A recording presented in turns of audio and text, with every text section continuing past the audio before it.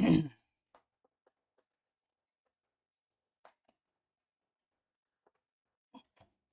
know, like, uh, one sec. YouTube really has just. w- YouTube really just wants to fuck with me lately. Like, goddamn, I cursed right at the beginning of the stream. Whatever, moving on. YouTube has just been screwing with me lately because actually I'm not late. Like, believe it or not, actually I started the stream on time, but something happened with like the YouTube server or whatever, and for some reason, like it wasn't like letting me start the stream again. I had to go through the whole process again, so that's why I'm late. I actually am on time today. I actually like got everything that I needed to do like done previously, but yeah, just when you think you finally like solved everything, like a new problem appears that you didn't even anticipate. Amazing. But anyway, welcome everyone to the stream. Welcome Kodokunasu. Welcome Evil Bookman. Yeah, I am late. But also you of all people can call me Unk. Like you of all people, like you're one of the few people here who are actually older than me. So I'm not going to like take Unk from you, okay? Anyway, welcome A Fisher. Uh welcome to the stream today. And welcome Yankee. Welcome. Of course I can, Unk, because you're Unk Junior. Okay, you got me. That was good. That was a good one. Okay. But yeah, let me start the music, right? And tell me if it's too loud or not. Like so I can adjust things. Unfortunately, we can't start yet because before we do, I actually need to like make the image post, right? So I'll do that and like we'll start right after. While we do though, as always, let's talk about some things. Let me get because I have one or other like thing that I wanted to talk about.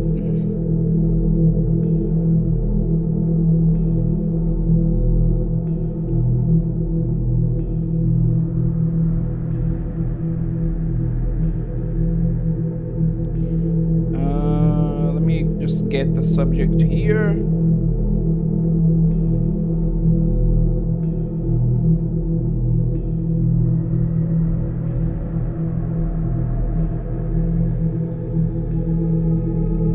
And yeah.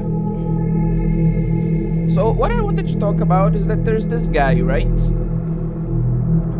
This Blue Archive YouTuber called Ken K Stuff, right? And I don't know if he like means it or not, but apparently he came out as gay like recently. Like he accepted himself as like part of the LGBT community, and also has like a fanboy, I believe. And like nothing wrong with that. Like, good for him, you know. But I just don't think that like because he's a Blue Archive YouTuber, right? I just don't think that Blue Archive is the best game for him now. It's a game that's mostly obviously like gay people can play Blue Archive, but like I really feel like he should move on to like a game that will probably like have more appeal to him now that he's accepted himself like that, you know. Like I think he would make for a great Ark Knights YouTuber, for example. Like I feel like that game would be way more way more appealing to him now, you know. uh, God damn it! I just don't miss a beat, do I? I just whatever like opportunity I have to slander Arc Knights, I will.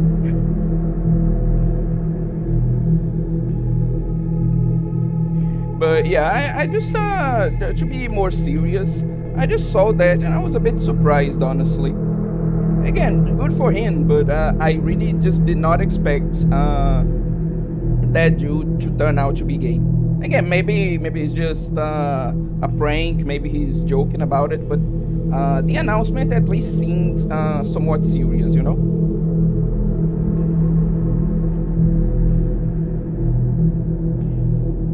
But what do you guys think about the whole situation?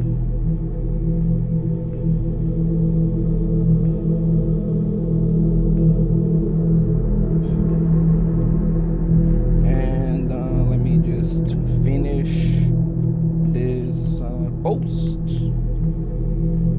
Great.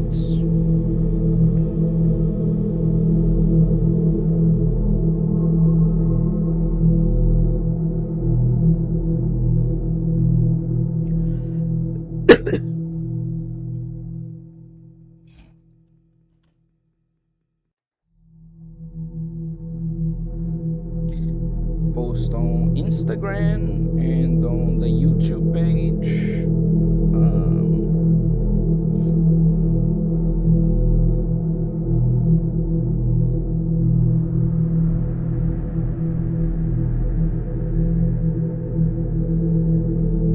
A bit too loud. Okay. I will be. I'll be lowering it a bit. Tell me if this is better.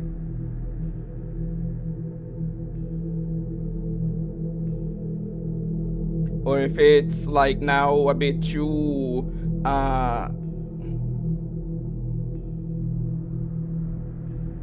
low, you know?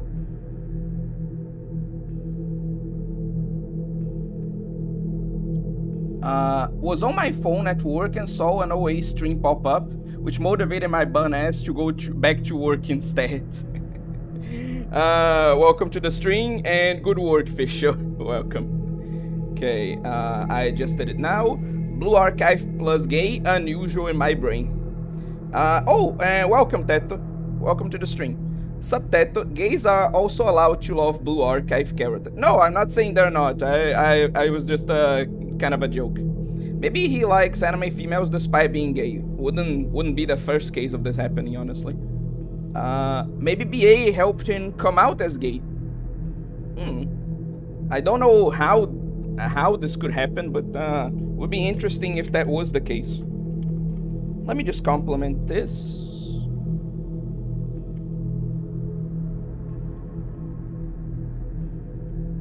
Okay.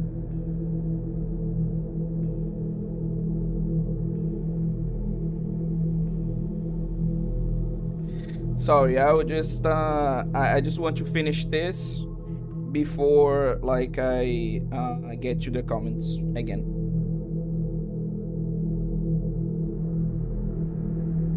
So okay.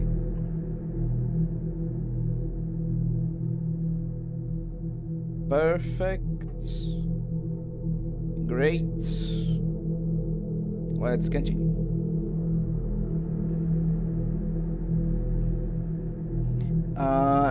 Anyway, again, I couldn't see. I don't see how the Blue Archive could help someone come out as gay, but if it did, good for him again. Anyway, better. Like I'm guessing he means the audio. Let him stay. If he is not going to be an idiot about BA now, then I don't see the problem with he continuing to play BA. No, again, it's just a joke. Like, I was just trying to shit on Arknights. I don't like actually I'm not actually saying that he should quit BA or anything like that. Again, just a little joke. Let me just see this. Okay. I know some gay artists that do like lollies and moe.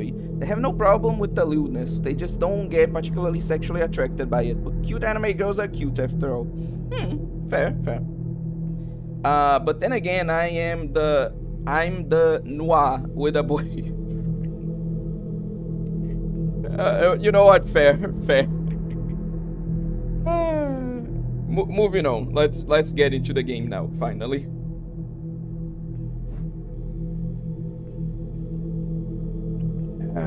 Okay. We'll get through it, then I'll get you to the comments again when they accumulate, and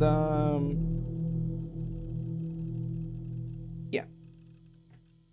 Then I'm going to talk about something else.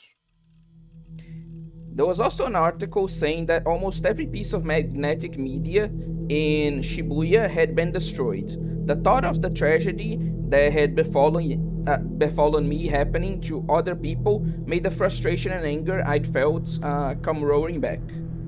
It was a true tragedy. My age game save data, my porn collection, they could never come back.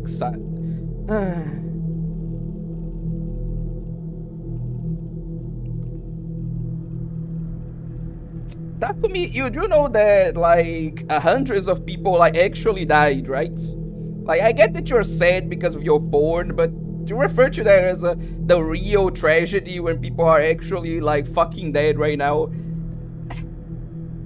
You know what? I shouldn't expect anything more from this guy. Why am I even complaining? Still, it didn't seem like an ordinary earthquake. An ordinary earthquake wouldn't have killed 118 people. The internet had noticed how odd that was too, and there was a lot of discussion. You think whose eyes are those caused this earthquake? What?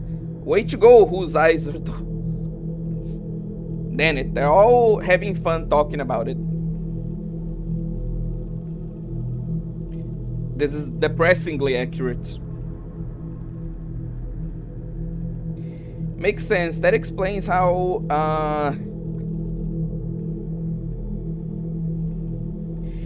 skill issue. Just make a backup, Takumi. True and real.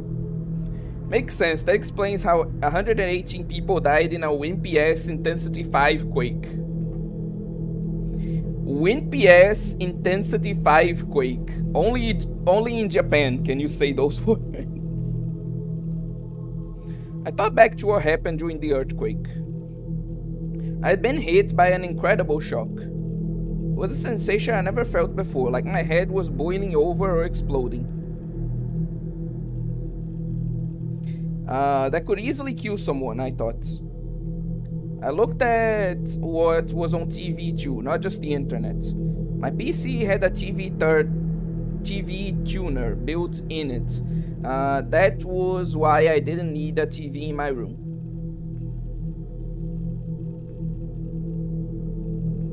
We know now that the number of confirmed fatalities is 118, with over 300 people badly injured. That's an extremely high number of casualties. We're getting live video now from the front of Shibuya Station. Shimatani, what's it look like out there?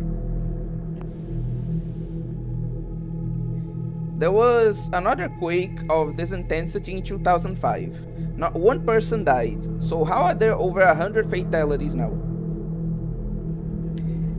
The number of casualties doesn't necessarily correlate to the size of the quake. There can be any number of factors.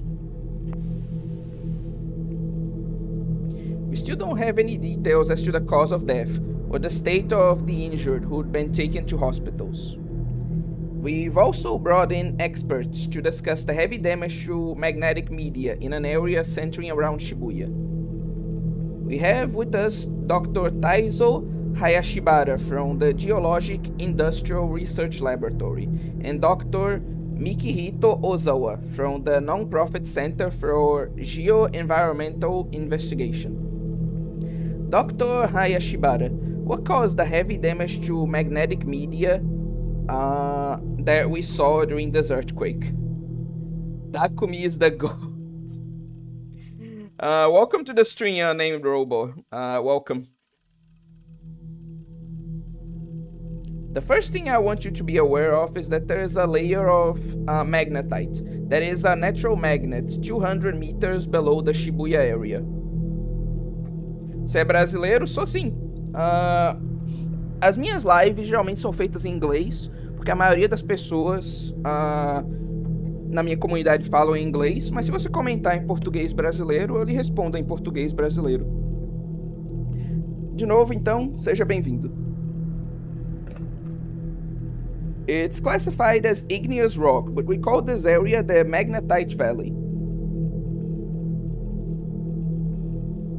It's a massive layer of magnetite deep below the surface. If you were to apply a large force to that strata, like the earthquake we just saw, the effects of its magnetic field could, in theory, do fatal damage to any magnetic media on the surface. Brazil jump scare. Lol.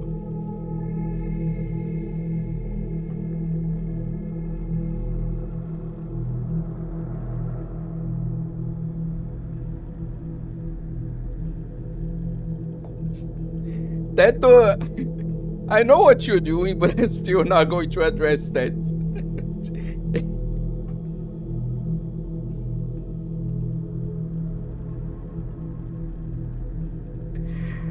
Kodoku when I fucking find you, I will...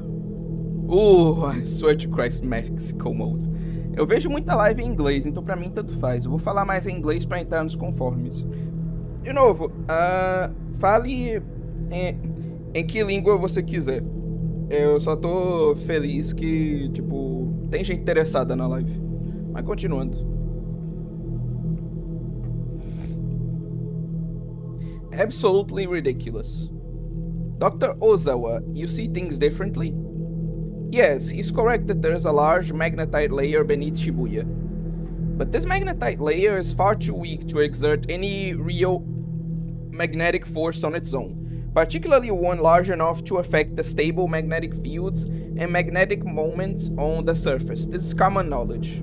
Yeah, it felt like the other, doctor was just kinda bullshitting. So, I'm glad this other one called him out. In fact, we had plenty of Intensity 5 quakes in the past, and none of them have done anything even close to this. Thus, I think the logical thing to do is seek explanations elsewhere. I see where you're coming from, but it's also true that there are far too many casualties to write off what happened as a mere earthquake. Practically everybody in Shibuya has been complaining of headaches. It's almost certain that magnetic fields are involved. Are you seriously telling me that a magnetic field can kill 100 people? Oh, instead of yapping about finding me, you should just call me Gringo. Nah, because a lot of people think that Gringo is something offensive, but it can be used to offend people, but it's generally not done that way. Brazilians don't call people gringos, as a slur or anything like that. It's just a more casual way to refer to foreigners. So it really doesn't have that impact, that you think it does.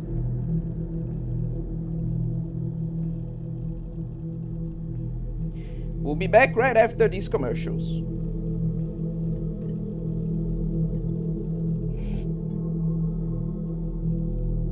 Any word for outsiders a few decibels of anger away from being a You know what? Fair.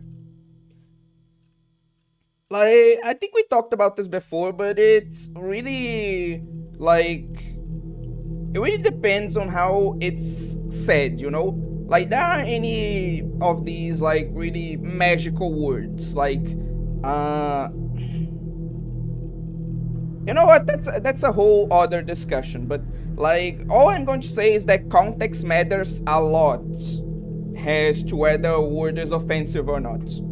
But we can get into that later. For now, I want to get more into the game. Well, that didn't tell me much. The media was ignoring the huge white cloud that had appeared in Shibuya, the reports of the sky turning white. They've been reporting then at first.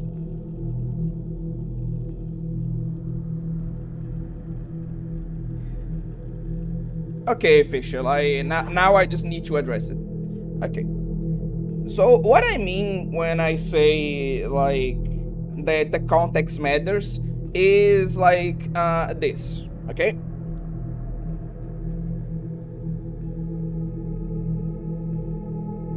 Okay, that's a good example. Let's say that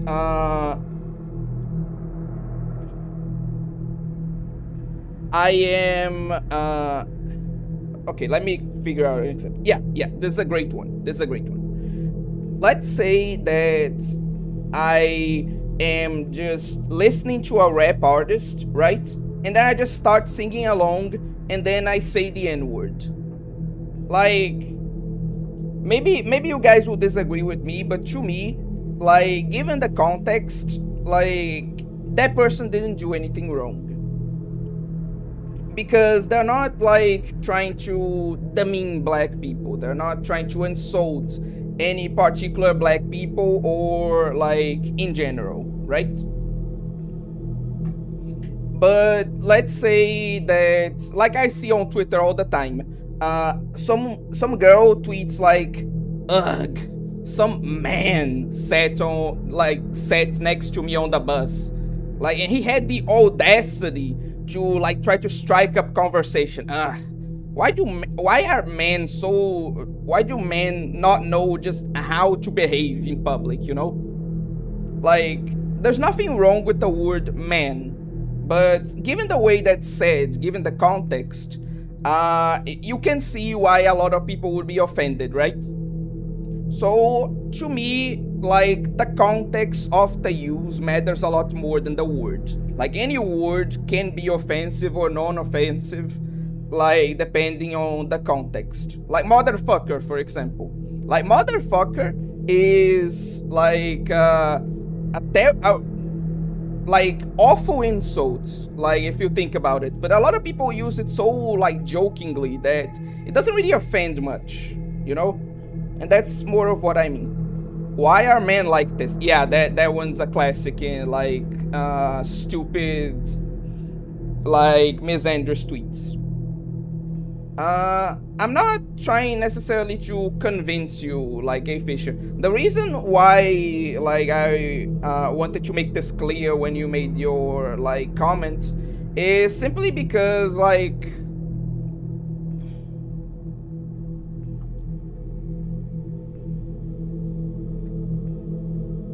since you like brought that point into the conversation, I wanted to kind of elaborate on it, you know.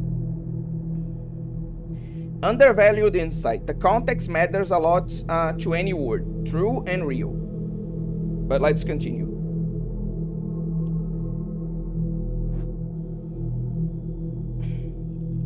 But now it was like they were being treated as if they never happened. I felt really creeped out. Also, to just address the other comment unnamed Robo said, uh, yeah, I agree. Like this game has a really good atmosphere with its text. Unfortunately, like this isn't the game's music. This is like some royalty free one I had to find. But like the music that the game does have, the little of it I was able to listen to, was also really good. So I will agree with you that what's the name of it? The atmosphere is really good.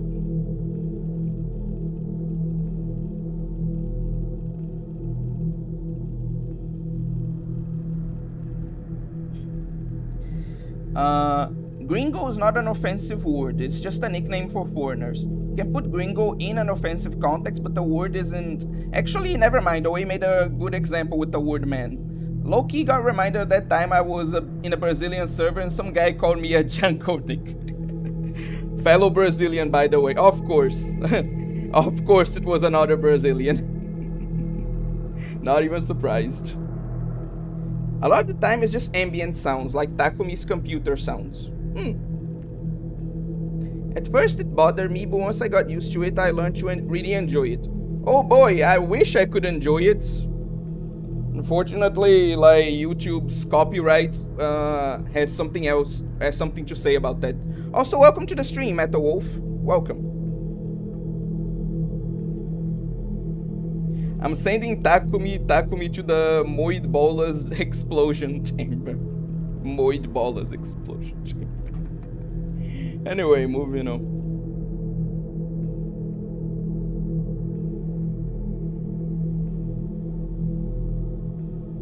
The after hours entrance to AH Tokyo General Hospital had a place at the side for ambulances to park when they arrive with emergency patients. There were 2 ambulances there now, and the EMTs were unloading patients to carry them into the hospital. A doctor in a light green surgical gown and a middle-aged head nurse were giving them orders. There were several patients sitting around the entrance waiting to be seen. It was clear that the doctors were having trouble keeping up. Though there were 2 types of patients coming in today. The first were the injured, who had blood dripping from their arms or foreheads, and their faces were twisted in pain. They were painful to look at, but they were being ignored for now. Priority was being given to the patients who were being brought in unconscious, but without any external wounds. An awful lot of people coming in after the earthquake fit that description. These symptoms had never been seen after an earthquake before.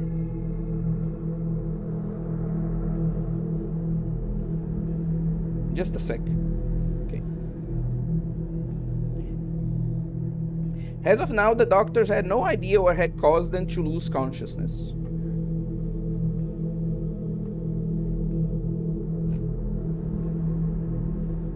Another ambulance arrived, its loud sirens blazing.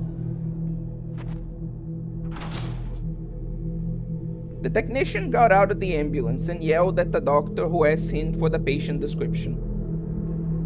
This one's your top priority. That was the only explanation. Most doctors would have complained.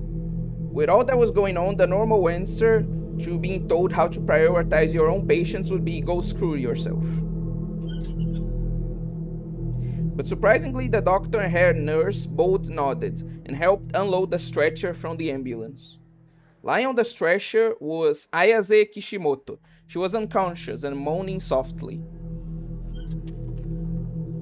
The doctor and the techs quickly took the stretcher inside, ignoring the glares of the injured around them. Standing a bit away from them, by the main entrance of the hospital, was a girl. She was watching them intently. Rimi Sakihata narrowed her eyebrows and bit her lip. Kishimoto.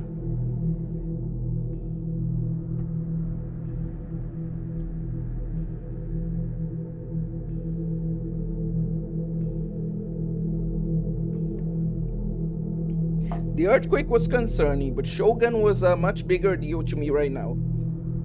My headache was gone, but the fear was growing stronger and stronger inside me, and being alone was making me feel more and more depressed. There was still no word from Rimi. I tried calling, but she didn't pick up.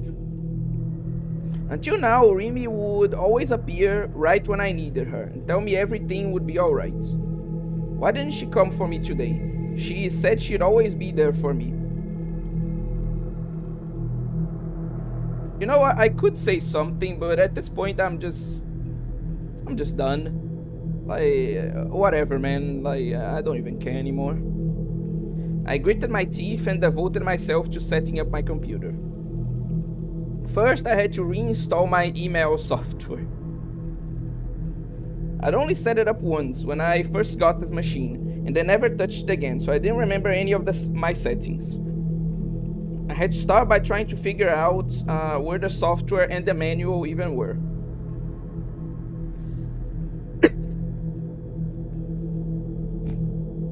The metal creaky sounds always got me paranoid. It made me wonder if it was Shogun, especially when a lot of the time you're just alone with Takumi in sheer silence.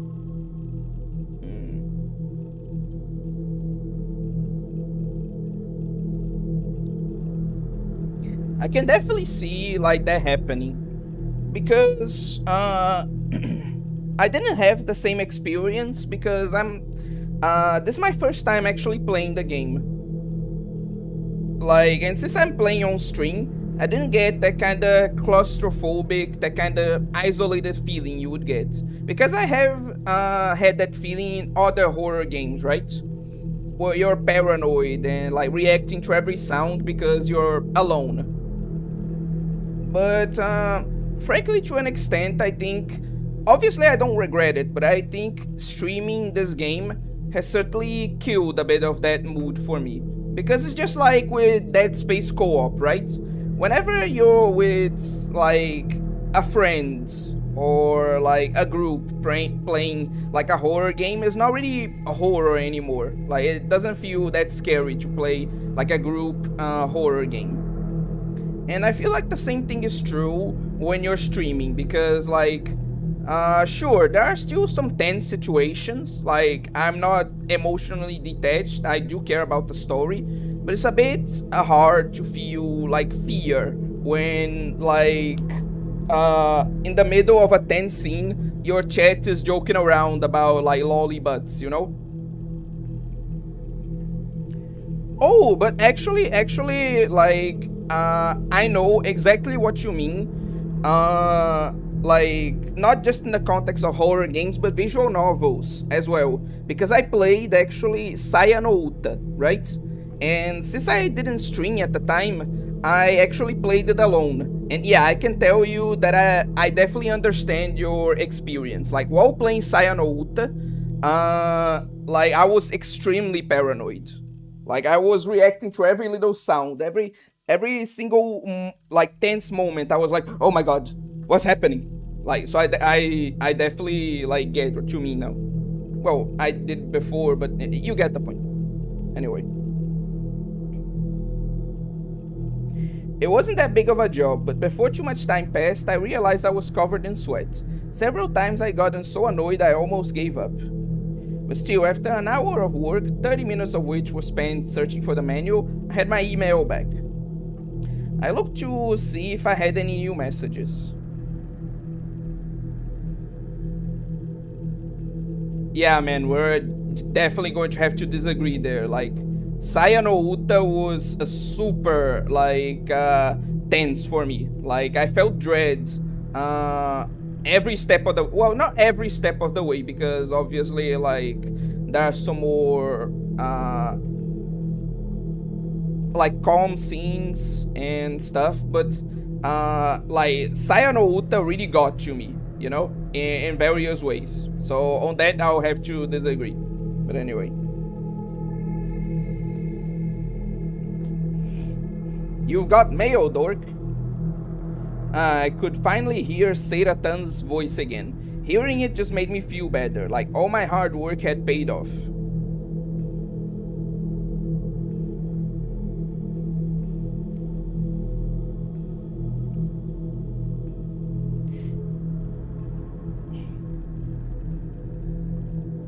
Actually, like, I'm sorry, but Seiratan reminded me of something I saw recently.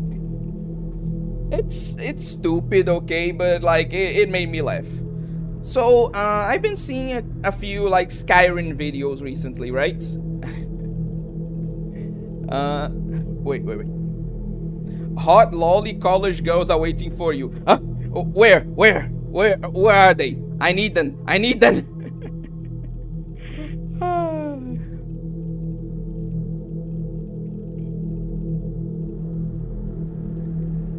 Like every time it's just like, oh, hot milfs in your area. Like, the fucking hot milfs. Who gives a shit about that? Hot college lollies are waiting for you. Oh, now that's interesting. No, but seriously, I've been watching a few like Skyrim videos recently, right? And like there's this character at the end of the main quest called Tsun, right? Which is the second to last boss you need to defeat in order to complete the main quest of the game. But as you can imagine, like, due to the name, I just can't take him seriously. Like, he's supposed to be this like super big and tough, like Norse god guy that literally guards the way to paradise. But like I just see that name and I just imagine him going like, it's not like I wanted you to get into Sovereign Guard anyway, baka. So stupid, but just, I'm brain rotted to high hell. I'm sorry. Moving on. I had 8 new messages. All of them were spam.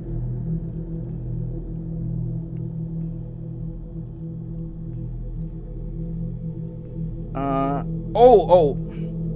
No, unnamed robo. I'm sorry, but I'm not using the patch. Like, I'm just playing the base game. Some people recommended it to me, but like, at this point I've gotten, like, through so much of the game, like just playing normally, that I just don't feel like installing the, like, restore patch. I know this will be like disappointing to some people and like fair, like I totally understand, but really don't feel like it's worth it at this point, you know. But anyway, but among them was one that seemed a little unusual and had a slightly unusual name. For its sender.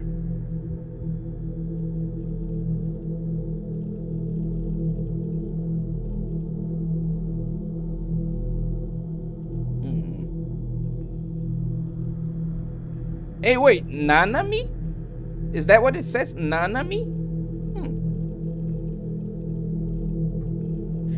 Oh, you should probably use it. It makes the translation better and restores some censored CGs. No, I get it. Like, I know, but, like, it's just that I played, like, if I know about the patch, like, before I started the game, we will definitely be playing with the patch. But now I've gotten through so much of it, like, without it, that it just feels weird, you know? Like, maybe I'm just being a bitch about it. Maybe I should just stop. Like, maybe I should just use it already, but I don't know.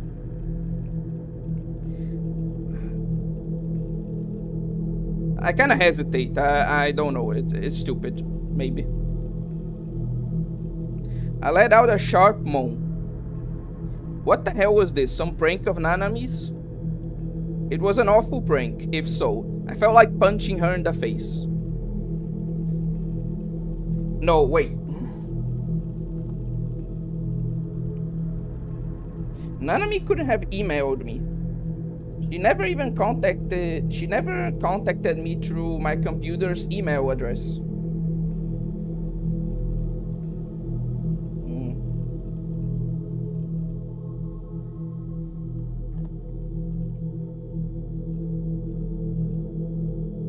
Suspicious. When she wanted to talk to me, she used text, just like she just had a moment ago. I never even given her my PC email address. Was this just a coincidence? Sheer chance? Nanami was a pretty common name. And whose eyes are those was so common now you heard it everywhere you went. Could easily see it being used as a title in a spam email. Fair. I decided to see what was inside. It's pretty long.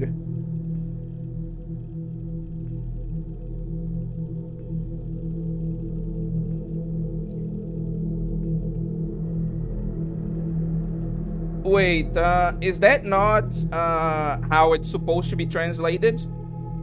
Oh my god, like, how much did they butcher this game, I swear? Just for curiosity's sake, a name robot, like, what's the correct translation supposed to be for that quote? I enjoyed our chat earlier. By the way, the sender's name is fake. My name is... Why? Whatever, man, just... What do you want?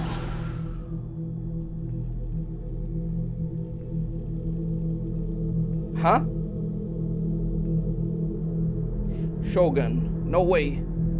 Shogun can't know my email address. But what if he could read my mind? If he could, maybe it would be easy for him to find my email address. Impossible.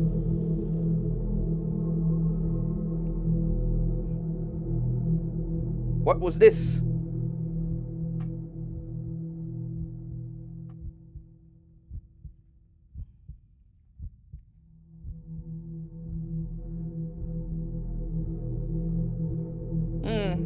Okay, that's less terrible. Like, I'm glad I didn't miss anything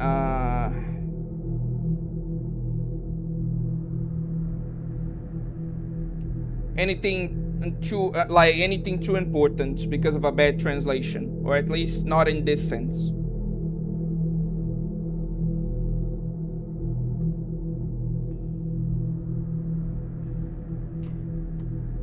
But just to be safe, let me read this before we continue.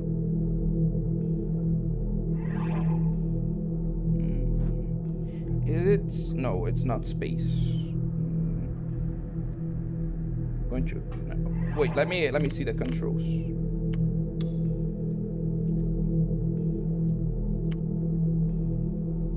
High text. Oh, are you fucking serious? Are you seriously joshing me right now?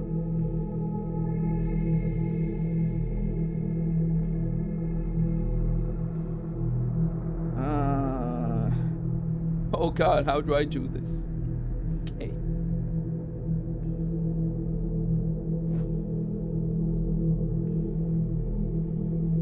How do I hide the text? Whatever, I'll just read it like this.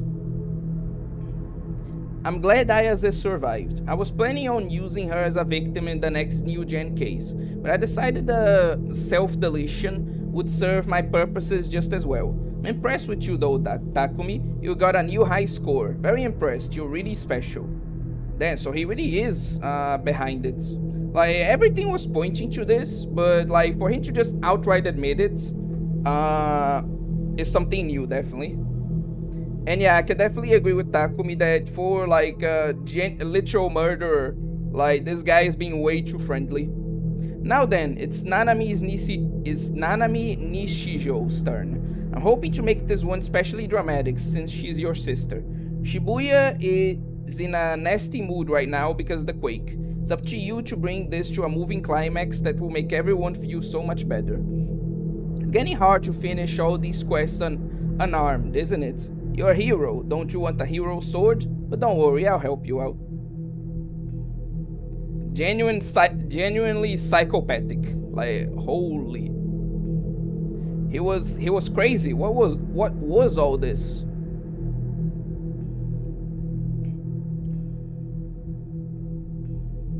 Quests, high scores, it was like he thought it was a video game. It's time to begin the quest to save Nanami. Come to the roof of O Front at 9 p.m. tonight. You'll be on TV, so try to dress heroically. P.S. Did you get my present? Oh god, he's just like what's the name? Like, he's like a more friendly version of Jigsaw. Holy shit. I'm not a hero, I'm not Nightheart. It was finally my turn to be killed. I wanted to run, to get out of here. Zero concern for his sister, by the way. Okay, Fisher, let me give you a bit of context. Essentially, what happened last time, the important parts of what happened, is that, the white-haired girl, right? You remember the white-haired girl. She tried to commit self-deletion, right? And so she jumped off a building, but that's when Takumi's powers finally activated, and he was able to conjure up a bed of flowers that cushioned her fall and prevented her death, you know?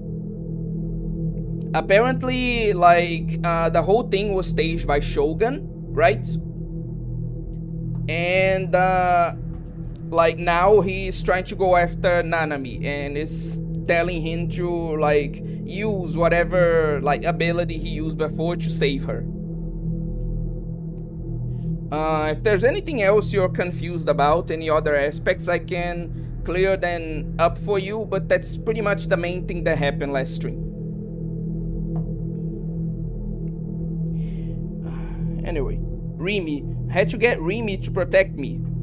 Again, like zero care, like zero like concern for his sister. Just no, Remy needs to be here to protect me, you know?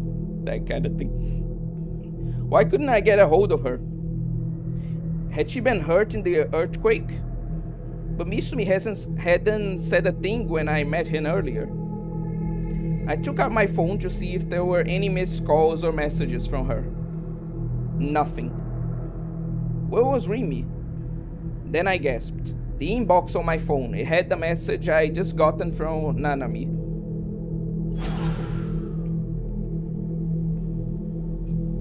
Was Nanami okay? Okay, finally a bit of concern. No need, I will eventually, hopefully play Chaoshead. Oh, okay. That's fair. I reread the email that Shogun sent. Now it's Nanami Nishijo's turn.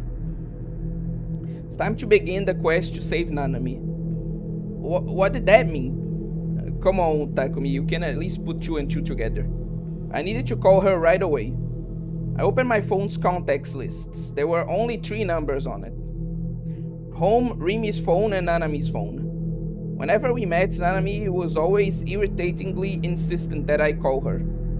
It wouldn't hurt to finally call her once in a while, right? Just hope she picked up, because if she didn't, I was never calling her again. Even if she gotten hurt in the earthquake and couldn't pick it up or something, I didn't care. Anyway, I pulled up her number and pressed dial. I put the phone to my ear. There was no answer. The phone wasn't even ringing. I knew that there was always a little pause when you called someone on a cell phone, but now the silence seemed to run on for an eternity, and every passing instant I got more and more irritated. Come on. Good, she picked up.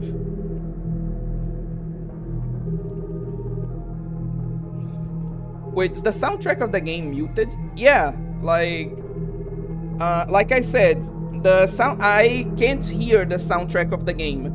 Like, I disabled it because, like, for some reason it kept getting copyright claimed. So, like, I found like royalty-free soundtrack in order to like supplement it, because unfortunately I can't use the game's like original soundtrack without getting like copyright claimed. It really sucks. Like, I tried a bunch of things. I tried like lowering it, I tried like putting something over it, but no matter what, like, it kept getting like copyright claimed. So I had to eventually just like mute it and use like royalty-free soundtrack. It sucks, but like there's not much I can do, unfortunately. Huh? What was the sound? I pulled the phone away from my ear. Oh, is that song again?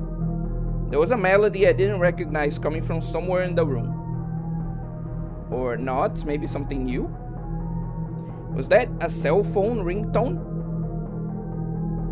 Oh god, she's already here. Oh god, I see.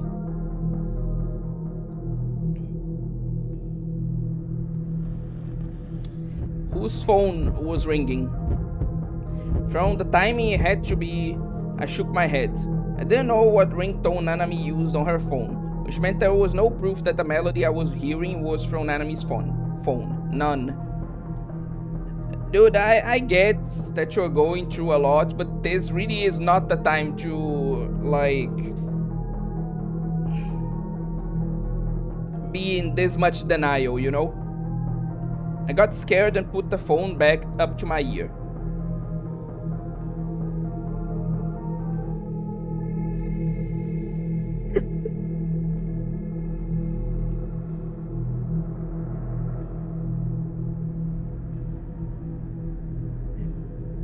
Save her.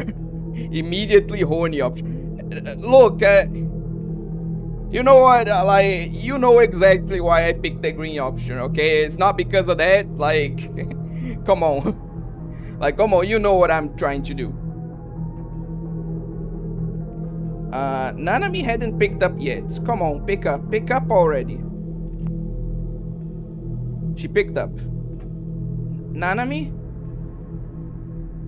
Nanami, it's you, right? Answer me. Where are you?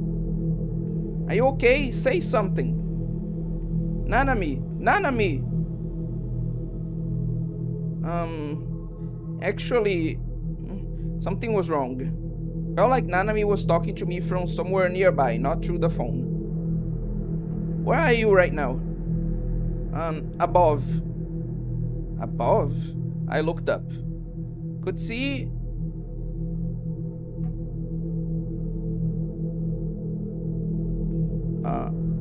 okay. Oh wait, why didn't you tell me you finally have emotes? Oh, so... oh god. Oh, I'm so sorry. Like, it's just that whenever I got them, like, I immediately, like, made a big deal about it. I announced it to everyone. So, like, I didn't remember that you weren't on the stream, and so I forgot to, like, I forgot to warn you. So, sorry, but yeah, I finally got emotes. They were drawn by Sumika. You can find their, like, art in the description. Like, there's a link that credits them. Anyway, I could see something moving above my bed. There was what looked like a person, squirming between the stacks of H game boxes. What's this? Are you over there? You found me, teehee. It was Nanami, peeking out at me and looking a little apologetic. Had she been hiding there? For how long? What's so funny? Anyway, did you see anybody weird, like a guy in a wheelchair? Nanami got off the bed. I stared carefully at her to make sure nothing was wrong. Oh, it's nice to see he's at least a little concerned. Brother, calm down, okay? Okay, I just want to know, like, how you got here and why. Like, why were you in, like, the bed? You know? Oh god, don't make the reference. Oh god. I'm asking you a question. Answer me. Are you really okay? You're talking about Shogun, right? Well, you know. Don't tell me you met him. Where? What did he do to you? I grabbed her shoulders and brought my face right up to hers.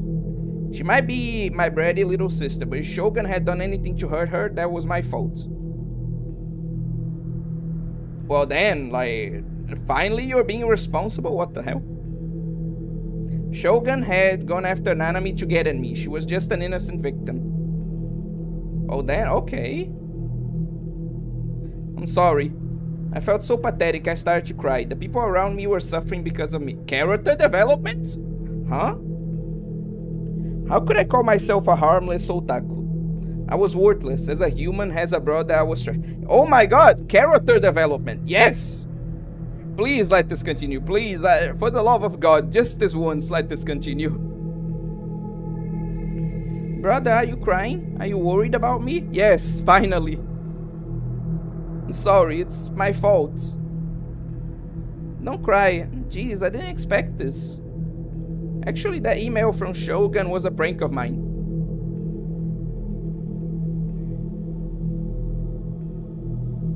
Really great artist. Really professional, really great to work with. I definitely recommend it. Recommend him. Anyway. Come on, Nanami, like... And he was like this close to evolving as a person. And like, now you just ruined it. Now he's just going to go back to being a regular old Takumi. God damn it, Nanami, come on. Huh? I didn't understand what Nanami was saying. I just stood there in shock. Shogun was me the whole time. Yeah, you're definitely like bullshitting. This is definitely like a delusion. You never pay me any attention, so I just want to play a little prank to get back at you. I guess kinda got out of hand. It very much got out of hand. Like, but I know that this is just a delusion, so I can't blame you much. Nobody hurt me, okay? I'm just fine. You don't need to cry about anything, got it? You. Okay, now I'm angry at her. Now she needs correction. Okay, now you fucked up so bad. You're making me agree with Takumi here. God damn it, Nanami. I felt so relieved. I couldn't believe she'd been tricking me like this the whole time. But I was so relieved that the tears just kept coming. How could you? I'm sorry, brother. I brought you a present, so forgive me, okay? She made an apologetic motion with one hand and then brought out a paper bag she'd hid in the corner of the room. There were 4 little desserts inside, 2 Mont Blancs and 2 slices of cheesecake.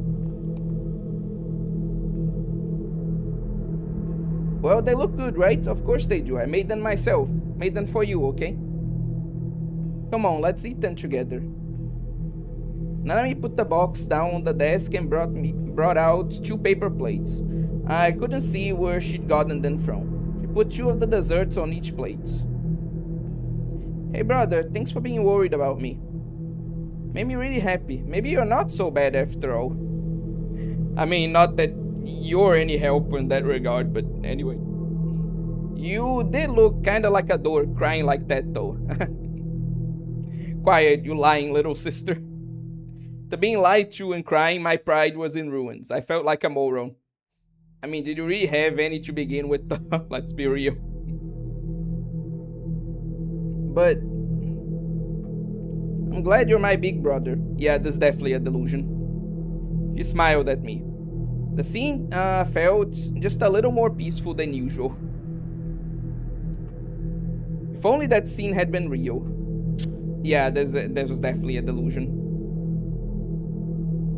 That's right, it was just a wishful delusion of mine. Nanami still hadn't answered, and somebody's phone was ringing in my room. It was a cheerful melody, the complete opposite of my own mental state. It felt awful. Actually, before we continue, like, would this be a good opportunity to talk about it? Let me see.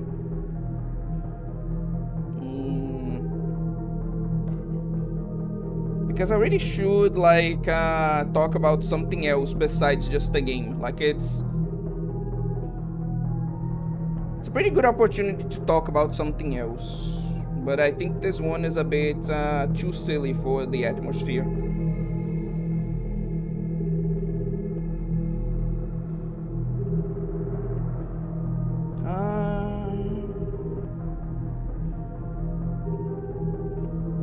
Now, you know what, like, let's just actually get through the scene. Like, let's get through the, like, scene to completion, and then I'll talk about something else.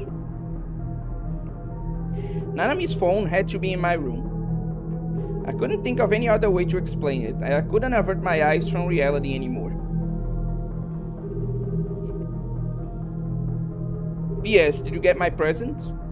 No, that had to be a lie. There's no way this could be real. I lowered my phone slowly. I couldn't even blink. My throat was parched, but still I looked for the source of the sound. This time I looked around slowly, my eyes landing on each and every object scattered about the room. I hated myself violently for not cleaning before. If the place wasn't such a mess, I'd be able to tell where it was coming from immediately. Where was the sound coming from?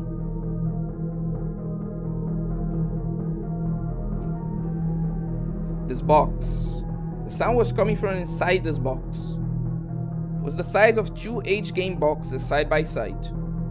I thought it was from something I bought online, but there was nothing printed on it. There was no address label either. But it was sealed tightly with tape. Had this big box always been here? Did it fall off the bed in the earthquake? No. I never seen this box before. I always opened anything I ordered online right away too. And if it was something I'd sold at an online auction, I'd shipped it off right after I wrapped it up. I thought that maybe Nanami had brought me some food or something, but I didn't remember her bringing me a box this big. Which meant that in the hour or so when I'd been at school, someone had been here. I'm sending you a present. I hope you like it.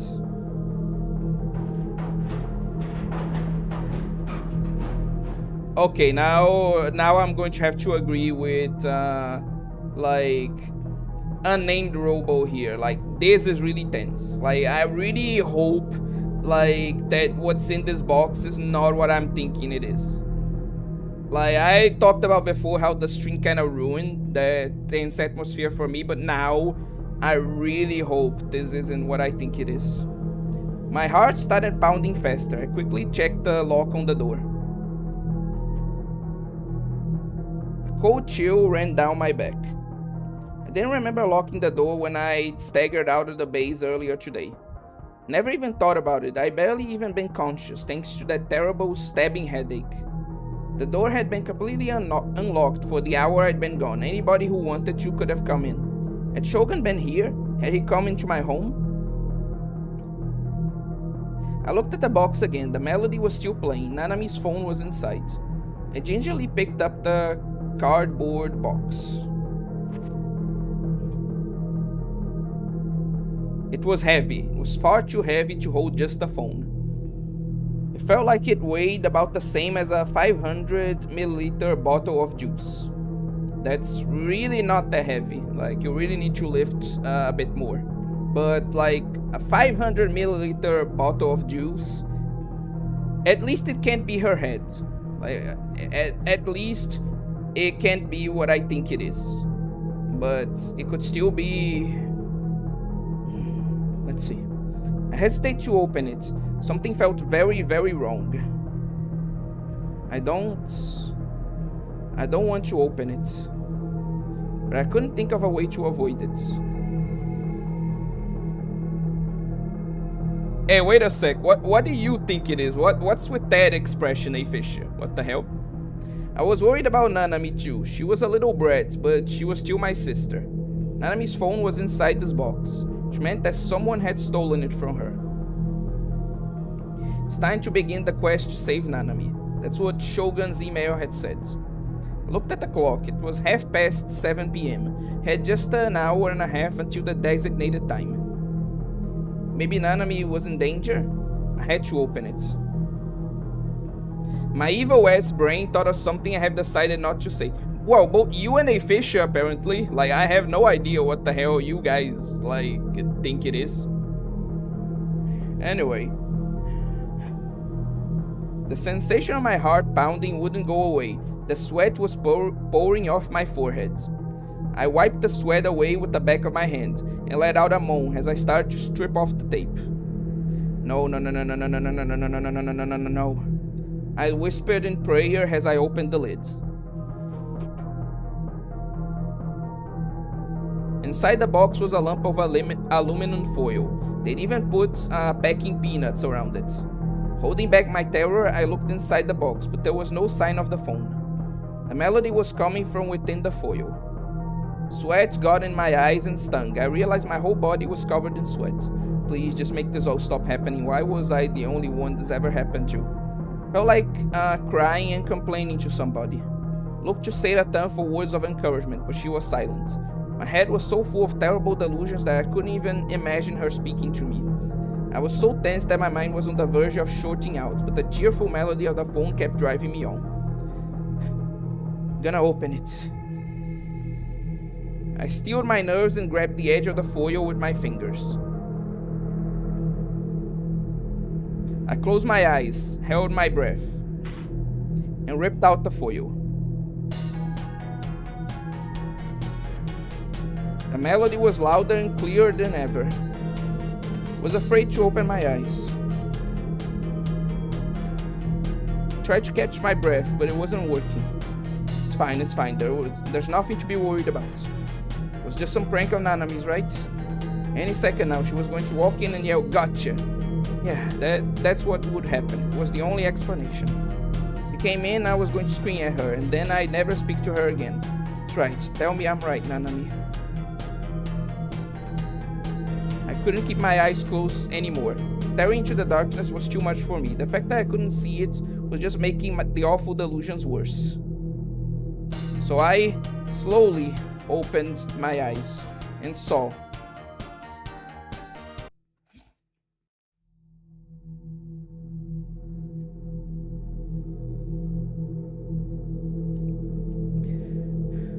Oh God, I hoped it wasn't that. I hoped so much it wasn't that. I really hoped the game was pulling a fast one on me. Oh God, this can't be real. Oh God. A hand. Small, cleanly severed hand. Was holding the same model phone I had. And on the wrist... Oh God, oh God.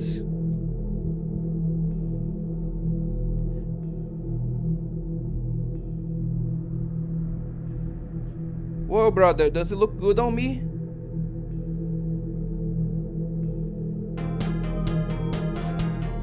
A bangle. Its yellow band was stained red with blood.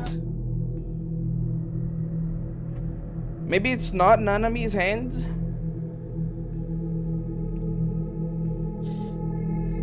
Okay. Let me relax for a bit. Okay. Truth be told, I don't think this is Nanami's hand. I think that this is someone else's hand that, No, I think you're onto something, A-Fisher.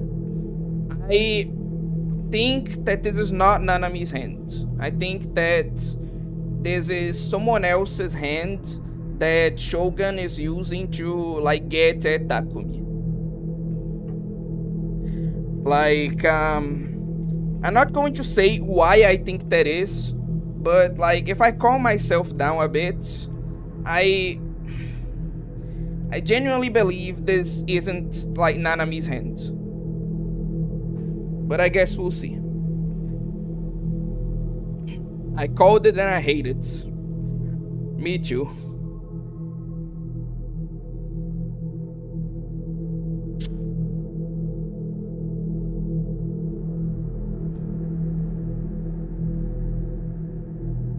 I'm afraid the next part of our discussion will be a little technical. You used to be a doctor, right? Explain in nice, simple terms like you're talking to a patient. I'll do my best. There are hundreds of millions of cells inside the human brain. Narrow nerve strands extend between each of them. If you look at them under a microscope, it's almost as if they're holding hands. But in fact, there's an extremely small space between the nerve hands. When an electric information signal is sent to a brain cell, microscopic neurotransmitters called dopamine shot out of the palm of the nerve's hands. The palm of the opposite hand catches the transmitter, turning it back into an electrical signal, which is then transmitted to the next one. The structure of the brain is, in essence, built around this repeating chain of signals. Our company's second generation NOAA 2 project interferes with this process. That makes it possible to feed fake visual information to the brain. Like a hologram.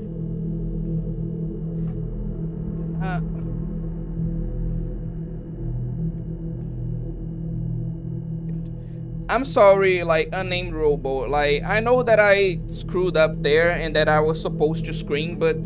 like, I was so taken aback, I just couldn't. Like... I'm sorry, it was on me.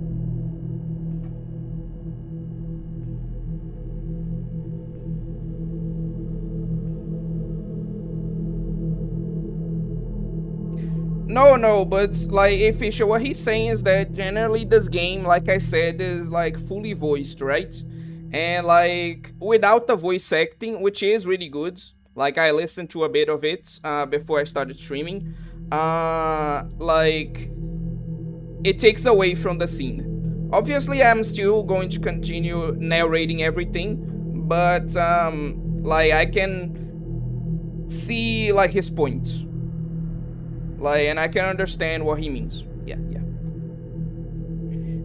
And wait, like I didn't even like think about this, but like generally, like Takumi is the one who creates his own delusions, and like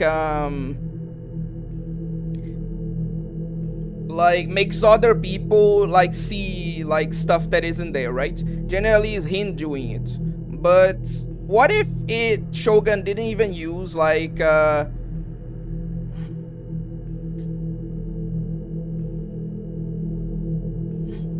wasn't even using like the hand of another person to pretend it's Nanami's? What if that by itself was a delusion by Shogun to try to mess with Takumi?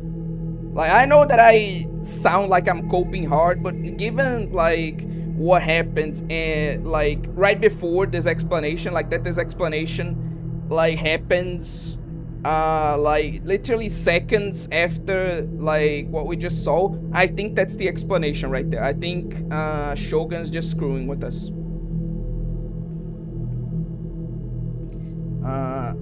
I mean the voice actor, the original voice. I was afraid the phone melody was going to be muted too. That's why I asked. The scene would have been very weakened.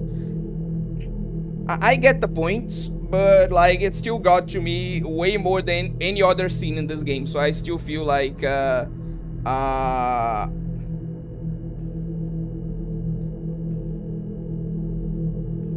still feel like it wasn't that weakened, you know? No, I get that. I was just joking a bit. Ah, okay, okay. Fair. Like a hologram? Or a hallucination? Hallucination is closer, but what makes it different is that this fake image appears completely real. The human eye, that is the visual system, is extremely interesting. The visual field of a single eye extends 60 degrees towards the side facing the nose, and 100 degrees towards the side facing the ear. Our two eyes have an overlapping visual field of 120 degrees, between 180 to 200 degrees if you include peripheral vision. It's my favorite scene. Well, I can definitely see why. Like you said, the tension in that one scene specifically is immaculate. Like even if it in its lesser state, like it still got to me like hard. And again, despite me being on stream too. So yeah, I can definitely see why it's your favorite. As I explained before, however, there are dead spots in the eye.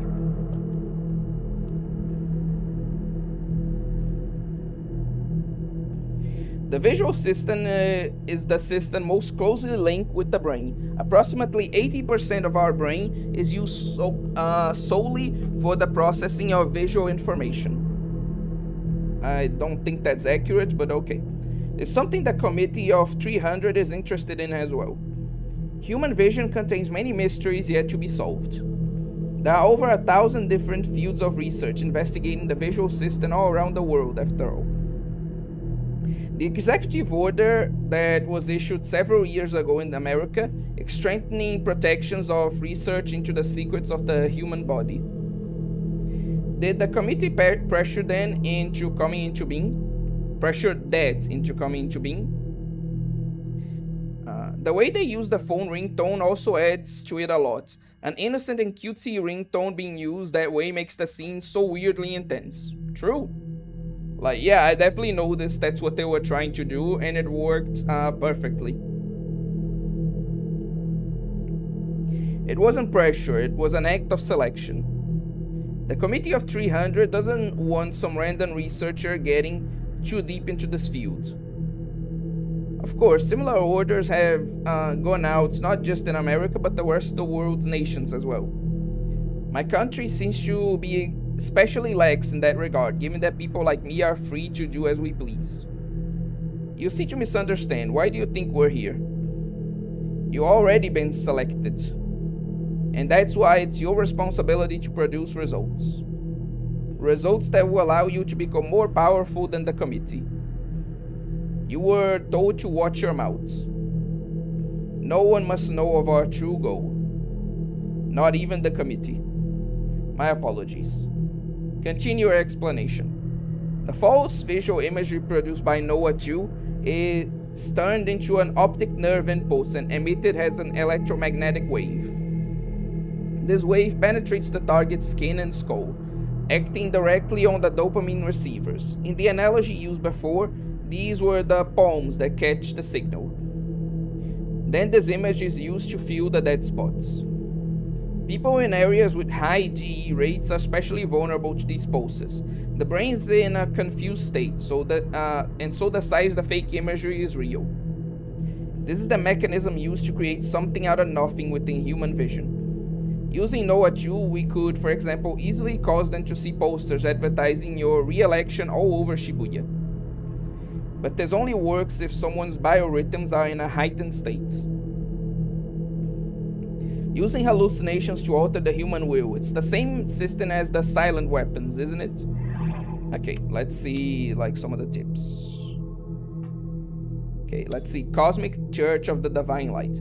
A fictional cult founded in 1930. It claims to have around 5 million members, but the actual number is believed to be closer to 2 million. The cult is known for its particularly aggressive, borderline criminal proselytizing. Its second-generation leader, Yudai Kuramochi, is a man of incredible charisma, and his followers has absolute trust in him. Sounds like a real cult, alright. Silent weapons. A system for enacting mind control on a global scale. The use of such weapons would turn the entire human race, with the exception of a few chosen elites, into slaves. Don't glow, don't glow, don't glow.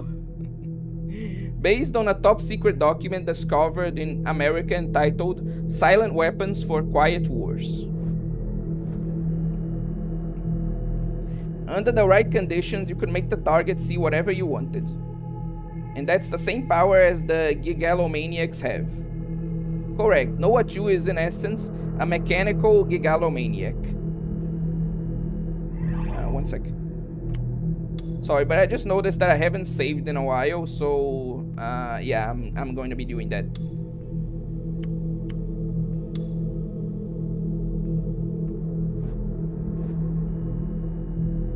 But how wide of an area can it affect? Does it just leak electromagnetic waves everywhere? That would make it less suitable for general use. We don't want indiscriminate brainwashing. We need to be able to select our targets. Don't worry, we prepared a functional factor to account for this. Please turn your eyes toward the monitor. Who are these filthy men?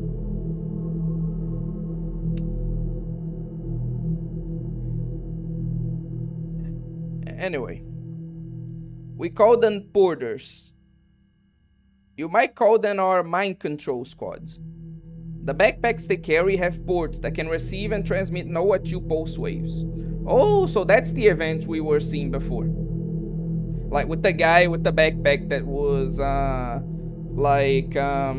intercepted by that badass girl. Which cut it, and it caused all those people under mind control to be freed. So that's what was happening there. Okay, I kind of guessed that was the case, but it's good to have it confirmed to how do I say it, essentially to have a more direct confirmation that was happening. When the ports received the signal, they broadcast it to the surrounding area remotely. So they're walking terminals. There's essentially no limit to their range then. And it would be easy to limit their use too. I understand where we are at now. Continue your work on the plan. But please refrain from any statements or actions that could cause the Committee of 300 to realize what you're up to. Beyond that, the number of casualties is of no interest to us. Thank you for your understanding. In that case, I like you to give me people I can use as porters. I'll see to it that they're provided. That, and I like you to continue to exert control over the media. Everything the three of us do, we do for the sake of our ideals.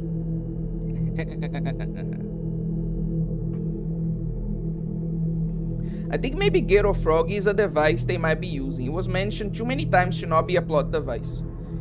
I don't know if that's true, but it would make a lot of sense if it was. Oh, welcome to the stream, Gummy Gun, and what you missed was probably the most tense scene that's happened so far. Essentially, like, Takumi was setting up his computer, and then he got an email from Shogun saying that he sent him a present. And when he opened it, he saw his sister's phone, like his sister's hand holding her phone in like a bag.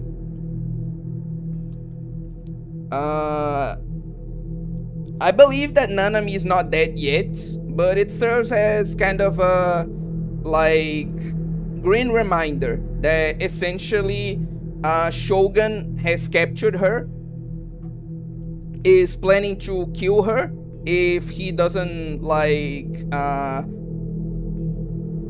participate in his game, and that he truly is like a complete psychopath. So that's what happened. Taki, and yeah, he's definitely like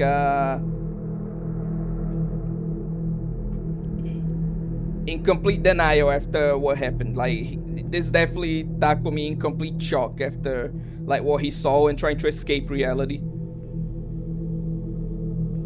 Hey Taki, you can hear me, right? Yeah, I can hear you, Seiratan. Listen, Taki, let's quit this game. Game? I know Nanami is your sister and you care about her, but it's probably too late. That's not true. Think about it. If they cut off her arm, she'd die of blood loss, right? Maybe not in a video game, but in real life, it really depends. Like, you can cut off someone's limb and like have them survive if you give them immediate medical attention. It will be hard, and that person's probably going to be like pretty much useless. You're probably going to have to help them all the way. But yeah, it is possible to survive after like getting a limb cut off. Yeah. Why did Nanami have to? This is game over, I think. If you don't quit the game soon, more people will die. But you fight bad guys too, don't you? That's because I'm an anime character.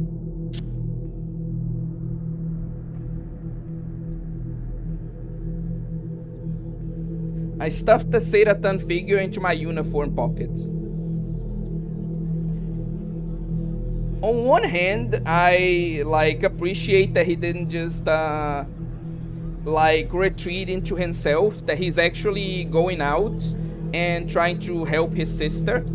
Like, that takes a lot of courage, and genuinely, like, I was kidding before, but this genuinely like is great character development for him, that he isn't trying to just run away and is actually trying to confront the problem head on.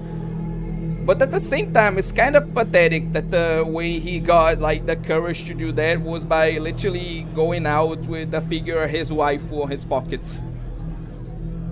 Like, good on Takumi for not being a little bitch for once, but this is still a bit funny. I have to save her, I have to. I brought Seiratan to keep me safe. Normally I never walk around with a figure in my pocket. It might get damaged after all. Oh wait, on one hand, good one. I didn't even notice that, but okay, fine, fair. Letting his wife be destroyed is the worst thing an otaku can do. But now I didn't have it in me to follow my own policy. I needed something to keep me sane. Yeah, I don't even blame you for that. Of course, I might be dead by this time tomorrow. I looked down at Seiratan once more. Her head was poking out of my pocket. helped me keep the tears from pouring out. Then somebody slammed into me from behind and I staggered forward. I looked back and saw a DQN type man looking at me, annoyed, but he disappeared into the crowd without saying another word. Looked around. I was in Shibuya's Scramble Crossing. It was hard to believe that it was 9 p.m. on a weekday, particularly only a few hours after an earthquake where over 100 people had died. There was an ocean of people around me. Just waiting for the lights made me feel like I was going to suffocate. There were people everywhere, on all sides of me. I didn't know why, but the media was out here too. There were people with big TV cameras stepping out onto the road, blocking traffic. The big lights they used for filming were everywhere, and they were blindingly bright. Several people who looked like newscasters were rapidly speaking into cameras. There were a few officers in uniform trying to keep the pedestrians and media out the road, but the whole situation was out of control. The road was almost shut down for all the people on it. Was there an event or something going on a day like this at this time of night? How could they hold something like that on a day where over 100 people had died? They not had the common decency to call it off? Why were the media along with them? Maybe it's a funeral event? Maybe it's to honor the people who died or to mourn them? Like Takumi? Like, come on, like, use your head a bit. If its people were like this, Japan was doomed. Not that it mattered to me. I have to save her. I have to save her. Shogun had sent me to O-Front, a building right in the middle of Scramble Crossing. It was the one with the Tatsuya and the Starbacks. I hadn't actually planned on going on my own, but I couldn't get a hold of Rimi at all.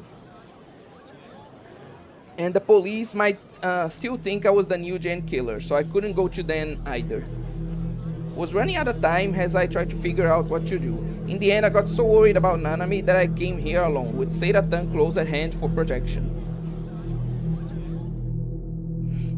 I worked my way through the crowds and inside O-Front. It was pretty crowded inside too, but I was too distracted to even care. All I could think about was Nanami's safety. I headed up the escalator to the floor above. There were big windows in the Starbacks that let you see out onto the square below. When I looked at them, I could see just how many people there were in Scramble Crossing. Felt like everyone in the crowd was waving their arms or jumping up and down. An ocean of dark-haired heads roiled and bobbed around beneath me. It was way brighter than it'd been when I was down there. I started to wonder if all the lights down below were facing toward the building I was in. Every time I took the escalator up another floor, my heart started pounding faster and faster. I took out my phone and checked the time. It was 9:01 p.m. Shogun got mad that I was late and killed Nanami. I shivered and ran up the escalator, pushing past the people in front of me. Okay, genuine character development. I like what I'm seeing here. Halfway up, I switched to using the elevator and took it to the top floor.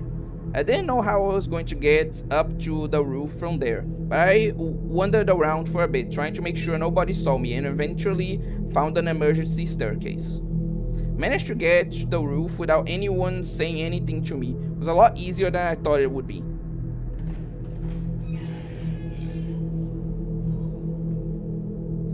The wind was blowing hard on the roof.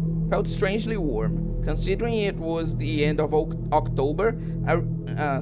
It felt strangely warm considering it was the end of October. I realized quickly that it wasn't a natural wind, but the air blowing from the air conditioners on top of the building. I fastened the button on my pocket so Seira-tan wouldn't blow it away. Thanks, dork. You're welcome. Hearing Seira-tan's voice in my brain made me feel a little better. As long as I had Seira-tan with me, I wasn't scared. That's what I told myself over and over again. That said, it was awfully dark up here. The only light was the neon O-Front sign, which I was now seeing from behind. And the neon lights on the other buildings were so bright that it was hard to see around me. If somebody was hiding up here, I'd never be able to find them. You're late. Someone suddenly spoke. My heartbeat had been starting to slow, but now it flew back up to top speed. I looked around, but it was too dark to see where the speaker was. I heard a sound. It was the creaking sound I heard so many times before. This time I slowly trained my eyes on the darkness in front of me. Could barely make out the outline of a wheelchair's wheels against the light.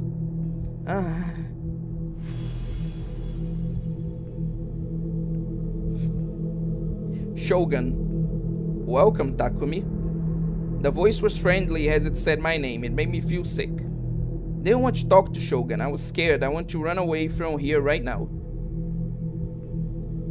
Let's run away then. He's going to kill you if you don't run, Taki.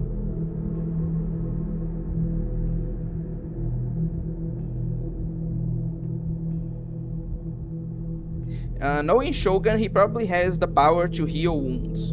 Okay. So that's what you're like.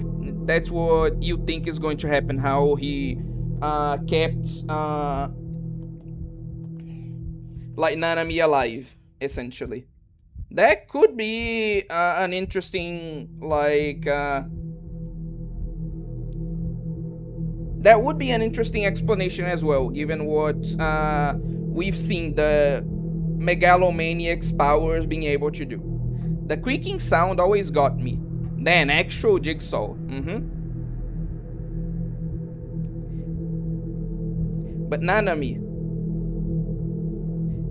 you're a very courageous man. You came here all by yourself like I asked.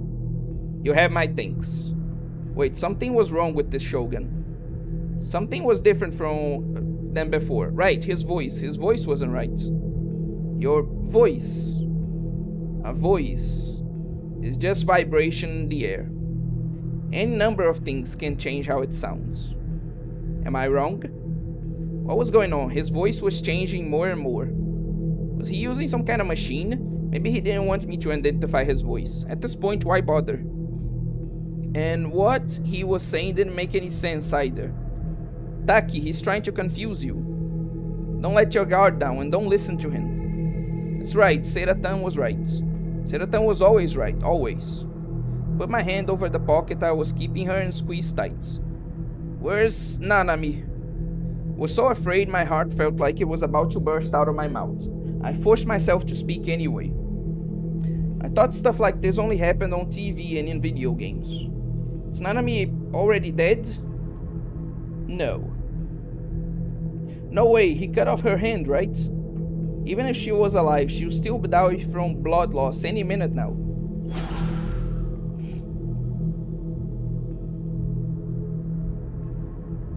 I started to cry. I could see Nanami's puffed up, pouting face in my mind. It was a little brat. Honestly, she was obnoxious. Still, I was so sad I was crying. Nanami's my little sister. I cared about her. Why'd you kill her? How could you? You think she's dead? That might have been somebody else's hand, you know? Huh? The bangle at the end might have been hers, but how do you know that wasn't somebody else's hand? Nanami was alive? I'm telling you, don't believe him. If you can finish the quest, I'll give her back. I'll give her back to you, alive. Quest, there was that word again. Did he think this was a video game? But the real me wasn't a hero. But if you fail the quest, she's never coming back. His voice suddenly grew as cold as a blade. Yeah, Takumi, you're gonna have to lock in. Like, we need to do this for Nanami. Like, you can't fumble now. I felt so stupid, being afraid of such an old man, but he was crazy. He was the new gen killer. So make sure you finish the quest and don't disappoint me. I know you can do it. Why me? It didn't have to. It didn't have to be me, right? It has to be you. But why? Because you were chosen. You know, I could make a little joke here, but I don't want to ruin the mood, so I won't. Chosen. Don't misunderstand him, Taki. He means you were chosen to be the next victim. Remember the horrible fates that had befallen the other New Gen victims and shivered. Oh wait, so is the little sister your favorite girl in this? Right now, I'm not really in the state of mind to think about that, Gummy Gun. I'm kind of focusing on the scene. When we are in a less serious mood, like, we can talk about that, okay? You remember what happened this afternoon, right? Afternoon? You saved Ayase Kishimoto at school. Shogun's email had talked about her attempted self-end. He must have been watching from somewhere.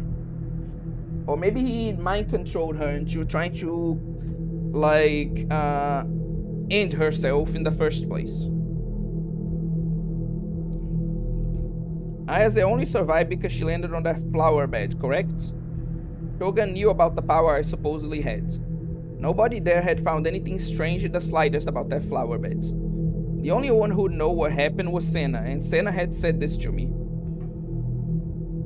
It was your delusion, right? Taki, try to make him think he's wrong.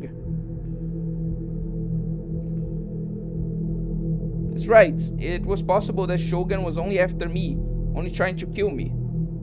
Because of this power he thought I had. If I told him I didn't have it, maybe he'd let me go. I don't have the power you think I do. One, that probably, like, is not the best plan in the situation, and two, even if you want to go with this plan, that's probably the absolute worst way you can go about doing it. Like, this is pretty much just admitting to him, oh yeah, I have, like, I know exactly what you're talking about, essentially.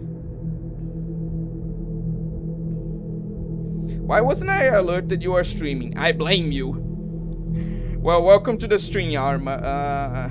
And sorry, YouTube sometimes just does that. Power? What power? I haven't used the word power a single time. You absolute buffoon. Like, this really is not the time to start fumbling again, Takumi. Come on. Oh, crap. You don't have any power, Taki. You're just a creepy loser otaku. You don't have what it takes to be a hero. You're just a harmless dork who never leaves his room and jerks off to me all day. Am I wrong? She was right. I didn't have any power. That was just a stupid kid's fantasy. After all the things that Senna and Ayase had said, I started to believe it was real. But the two of them were clearly crazy. I was stupid to believe anything a crazy person said. Hadn't Rimi said it was all a delusion anyway? Why don't you tell me more? About that flower bed, for instance. Do you have any proof that I did it? I don't have the power to make flower beds appear out of nowhere. So the flower bed appeared out of nowhere? God, he's playing you like a damn fiddle, Takumi. Like, you're being way too easily manipulated. Holy shit, that string of slander. Everyone else thought it was there from the very start.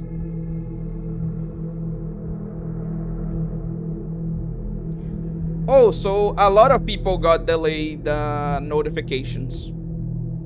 Just YouTube being YouTube, unfortunately. But yeah, continuing on. But you're aware of the fact that it was never there. I might have dug my own grave again. Wait, who was Shogun anyway? If he knew about the other students and what the other students and teachers were saying, had he been there to hear it from them? I don't have any power. I don't know how I did it. You're just a fumble machine, aren't you? Like, Jesus Christ, how do you... Anyway. But you did it nonetheless. Your delusion became reality. Don't let him trick you. Taki, do you feel like you really have that power? That stuff only happens in anime. You live in the real world. The flower bed, the way Ayase split in two, can you prove they were real? You can't you? Did you touch Ayase when she split? I didn't. You might have just been seeing things. You were really freaked out then because the police and you were after you. Then what about the flower bed? It's the same thing. The flower bed was always there. When you went to school looking for Remy, your head hurt and you could barely think. Before Ayase fell, did you really look and see if there wasn't a flower bed there?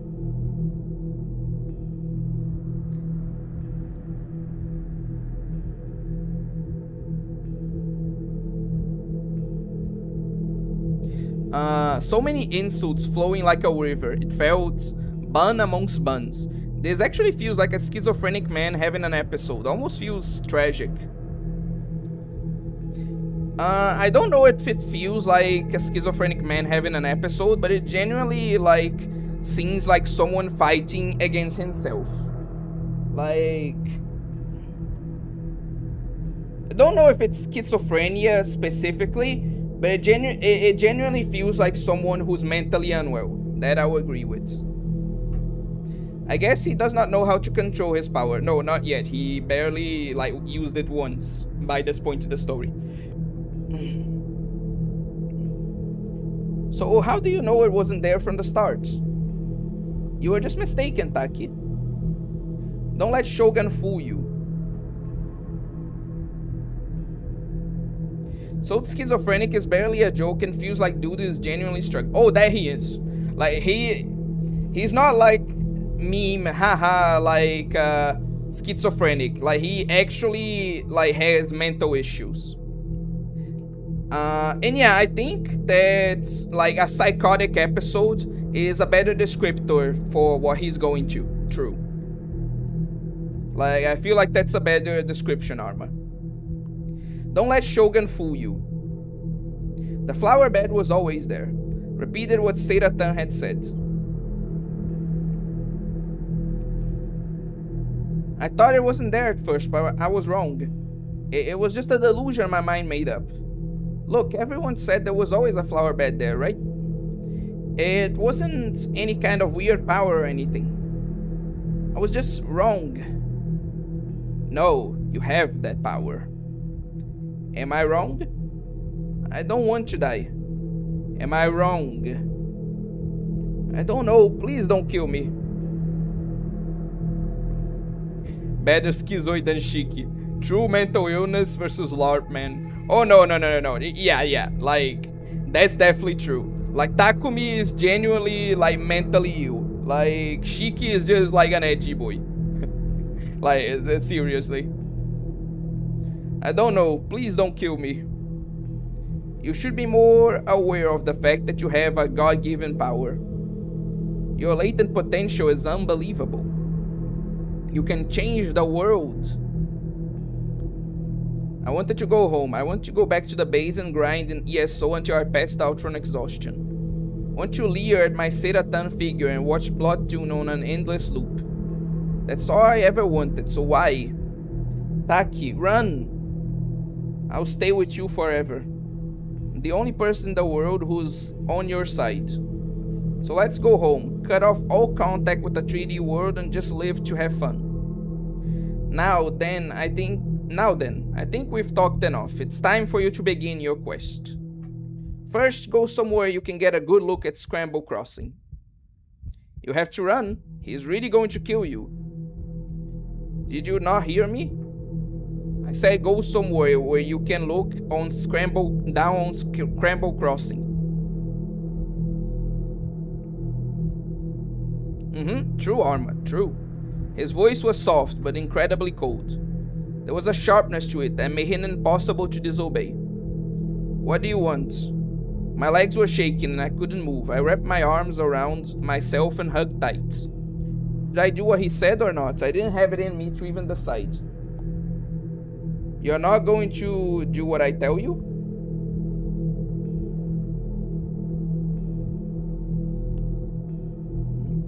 If you don't, I can't guarantee what will happen to Nanami. She's already dead, you know it. It's too late to save her. You just die for no reason. Let me hear her voice. I squeaked out the words, but Shogun ignored me. There's no reason for me to do that. You should think a little more about the situation you're in. I didn't want to think about the chance that Nanami was dead. Didn't want to imagine her dead. It felt like if I imagined it, it might really happen. I gave in and moved somewhere where I could look down on Scramble Crossing. The ground around my feet was dark. Felt like I might trip if I wasn't careful. There was a clear acrylic board on the side of the roof facing Scramble Crossing, acting as a wall. It was about 3 stories high. When I got close to the wall, I could hear the chaos below me. There was a female voice that seemed much louder than the others. It was the one coming from the big TV. There's an open space in the wall. Do you see it? I looked at the wall, wiping away the heavy sweat on my forehead. He was right. There was a hole big enough for a single person to pass through. It was a strange shape, like it had been smashed open. Someone had clearly done it deliberately. Of course, there was nothing on the other side. It was a sheer drop off an 8-story building. Peek out and say hello to the crowd below. Huh? What had he just said? Do I need to tell you again? Lean out from the hole and wave to the people. He couldn't mean... See? He's going to kill you. I gulped. Is that how he'd made 5 people jump to their deaths? Seratan was right after all. Had no choice left but to die. I had to jump. No. If you don't, Nanami will die. If you do, you will die. What was I supposed to do? Tried to think of my best option, but with every thought I had, the worst case scenario came to me in the form of a delusion. Somebody save me. Brother, you jerk! Nanami's voice echoed in my panicked ears. Jerk. Have to do it, Takumi. You have to lock in for her. Come on. I could see her smiling in my mind. It was my fault. Nanami had nothing to do with any of this, but Shogun had kidnapped her because of me, and even cut off her arm. I'm sorry, Nanami. I'm sorry. I wiped the tears away. They came back, and I wiped them away again. And then, with a blurry vision, I slowly walked to the hole, and gingerly peered out over the edge.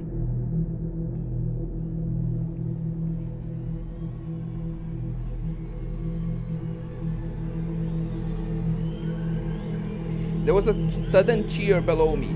It was so loud it sounded like an earthquake. The big crowd in front of the station, and the media too. They were all here for some event that was about to start. Suddenly a bright light assaulted me. I narrowed my eyes and looked away. Could see the big TV on the next building over, and the person on it was... Hin. Me. Huh? Me? The big TV showed me with my face covered in tears and my mouth wide open like an idiot. Even my posture looked terrible. At first I thought I was seeing things. Then next I thought that somebody was secretly recording me and I shivered. Even thought that maybe it was an image that Shogun was stealing from my mind. And finally, I realized it was a video of me being taken right at that very moment. There was text in large letters running across the bottom of the screen. Live from Shibuya Station, the amazing psychic boy. More text was scrolling beneath it. An emergency live appearance of a psychic boy personally vouched for by Yui Brightman, the greatest psychic of the 21st century. Will he use his powers to find the new gen killer? Finally, I understood. The media and the gawkers in Scramble Crossing were all looking at me. Don't look at me.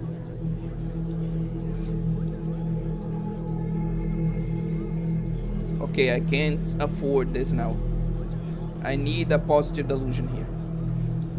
Why are they all looking at me? Psychic boy, what the heck? Didn't they all know what had happened today? There was an earthquake. It was an intensity 5 earthquake. Over 100 people died.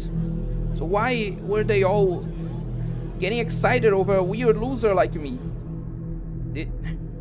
I was going to criticize him and say, like, didn't he, like, read what was happening. Like, they're excited exactly because they think that he's going to solve the mystery.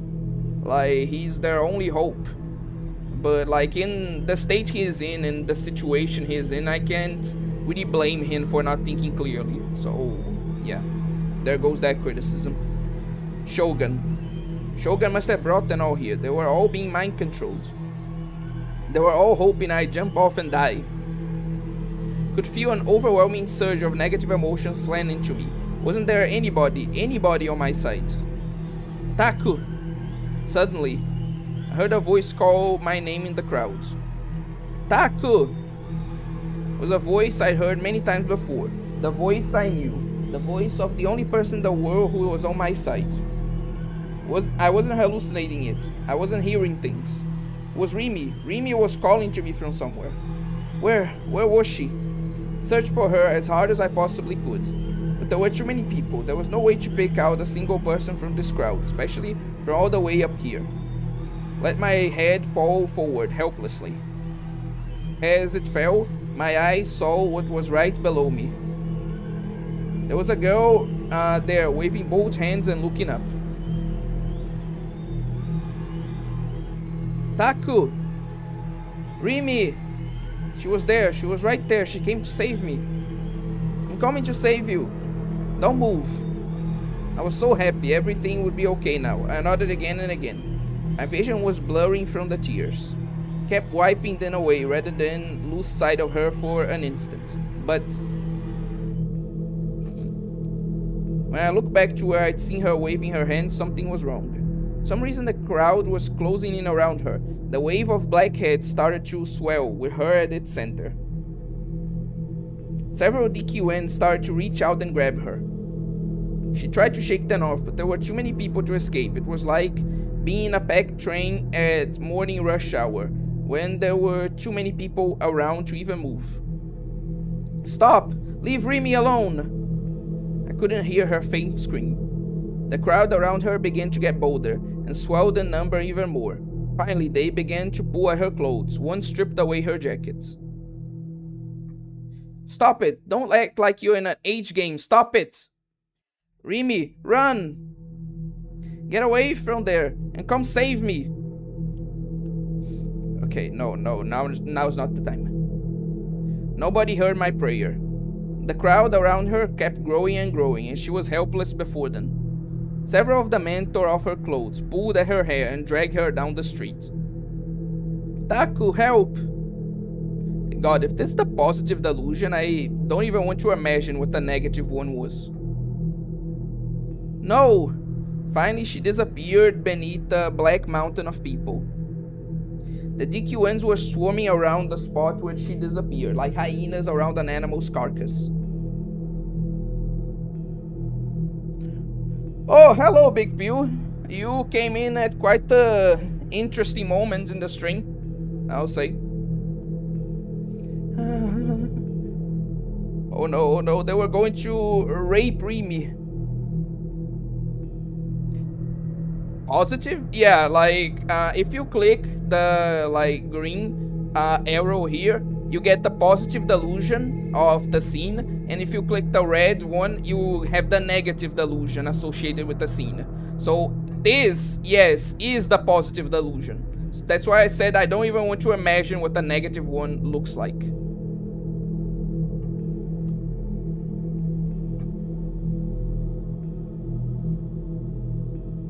Yeah. What the hell did I walk in on? I'll have to get through the scene and then I'll explain it to you, Big Pew. But if someone wants to give him a, like, quick rundown, I'd appreciate it. Like, that's what I'm thinking like, would happen, like, given the descriptions, because, like, again, if this is the positive one, like, maybe the negative one is even worse than what you described, like, Jesus.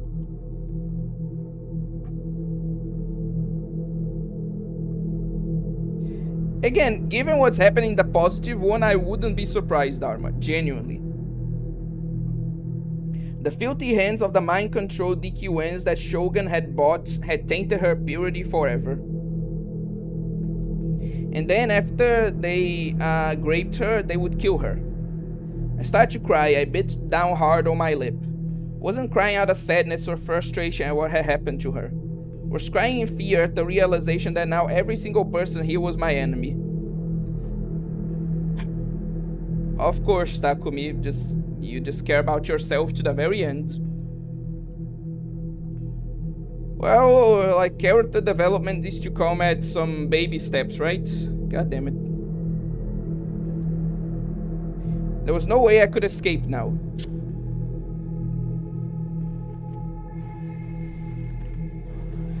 No. I don't want to die.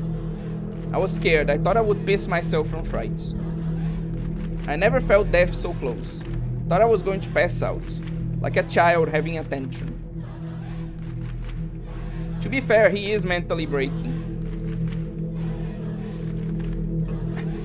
Okay, fair, but still, like, a pretty shitty thing to... You know what, let's just leave it at that. A pretty shitty thing to think. A pretty shitty thing to think. But I, like, understand. Like, it makes sense in the situation, even if, like, still a pretty shitty thing to, like, think, you know?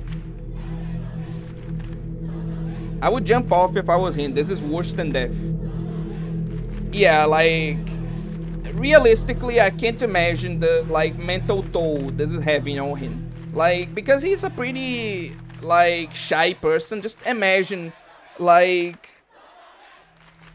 so many people looking at you, like, having literally a spotlight on you, being this high up, while in this situation have to witness what he witnessed. Like, yeah, again, I don't think this is correct, but I do understand the mental breakdown he's going through. Like, dude's going through a lot really fast.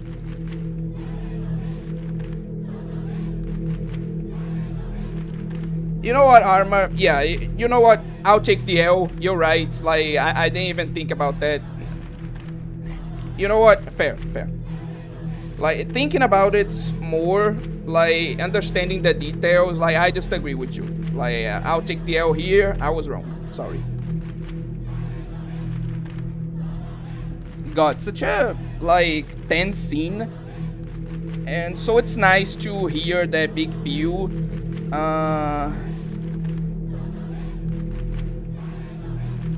like, at least, at least he has good news, you know? Like, I'm glad that Big Pew, like, moved into, like, his dorm and that his roommates are chill.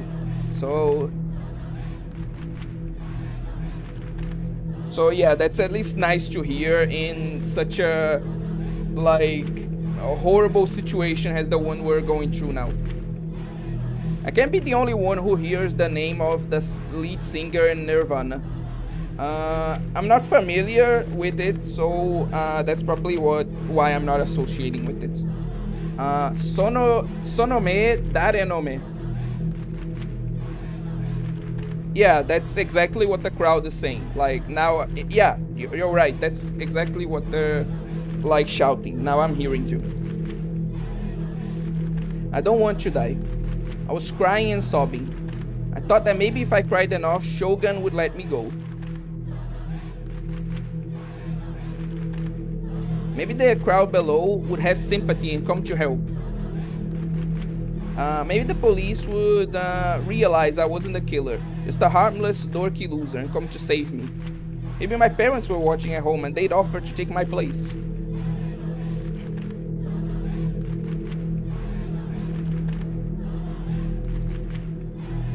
Whose eyes are those eyes, is what they're oh, so it's the quote, but in Japanese.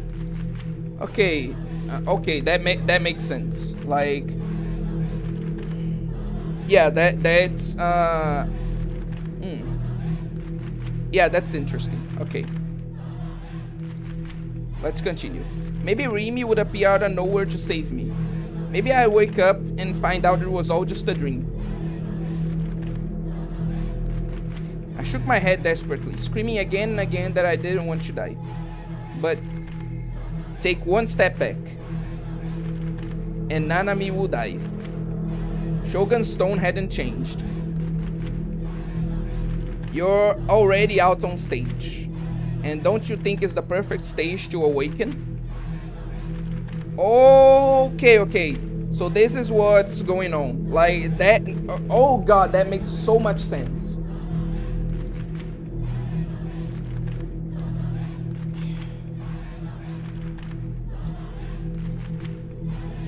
This is all like something planned by Shogun. He wants Takumi to awaken to his powers, not just to manifest them like he did with Ayase.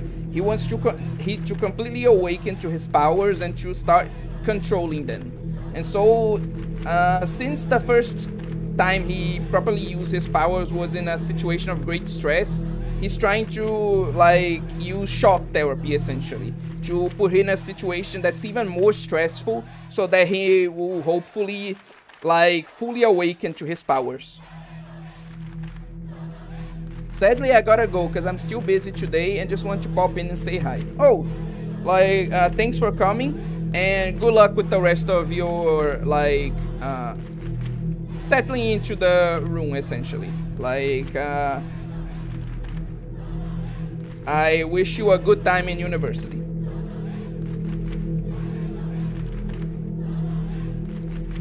Oh, I can ruin that my roommate has the same name, but it's spelled differently, of a guy that... Oh god. It's not... I'm not like some...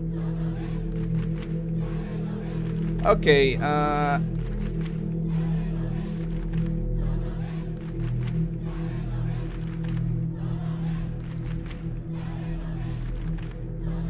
Okay.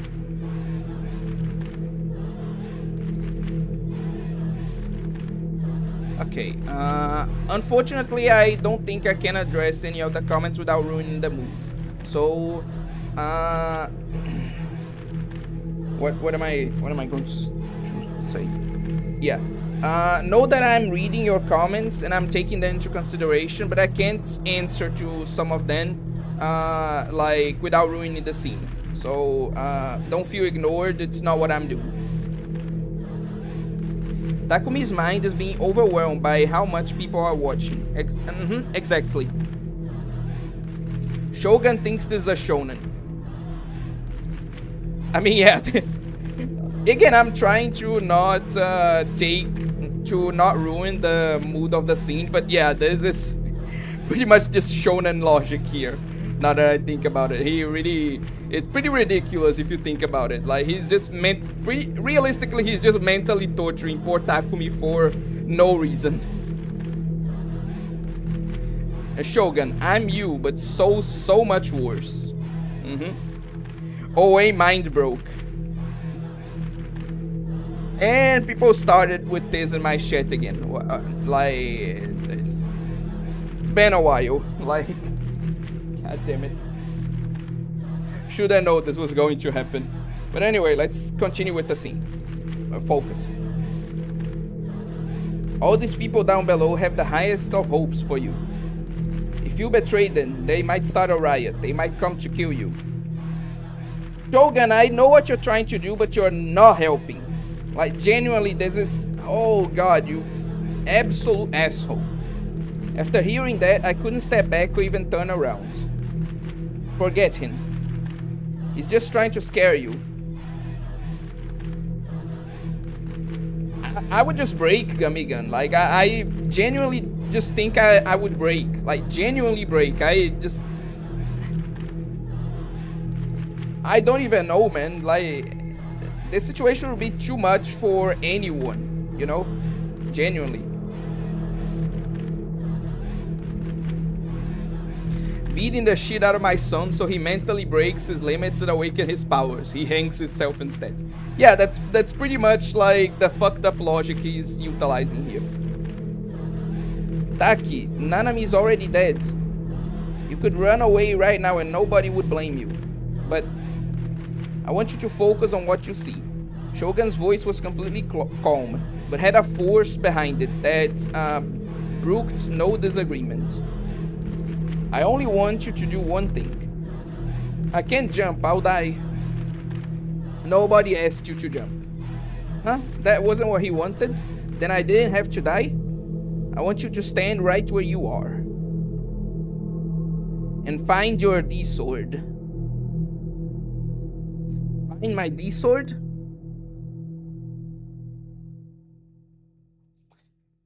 Uh, hey Fisher, he's like Arma is just like making a joke about the situation. He's saying like, "Oh, this is equivalent to what's happening there." Like he doesn't mean a literal. No way, Fisher. He doesn't mean father as in literal. Like this is this is a joke making fun of the situation, saying like, you get the point. Anyway, moving on.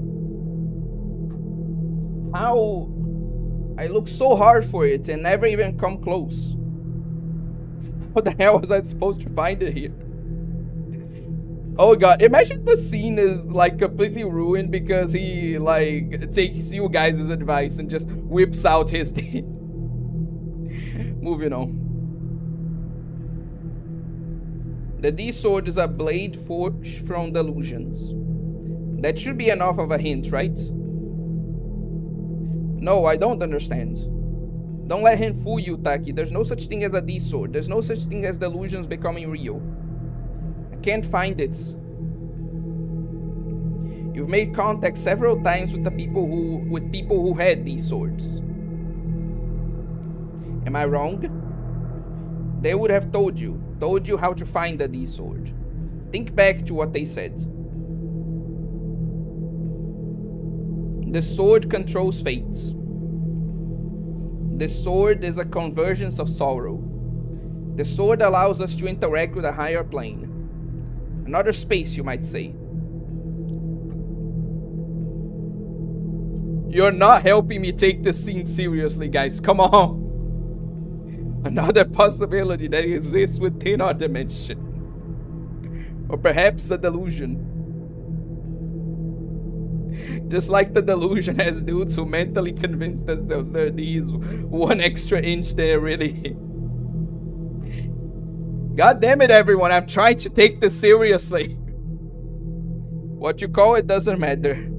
The one thing that's certain is that this sword exists in this space. One day I just had it.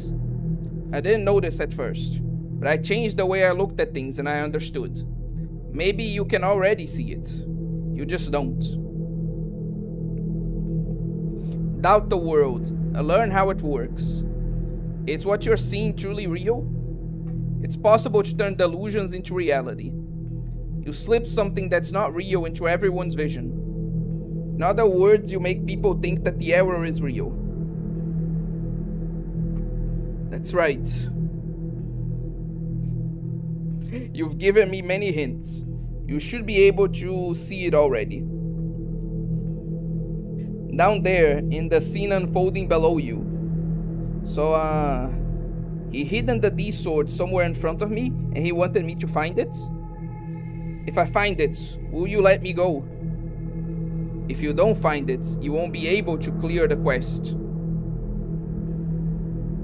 You need to get the sword, and while following the rules too, don't take another step back. That was impossible.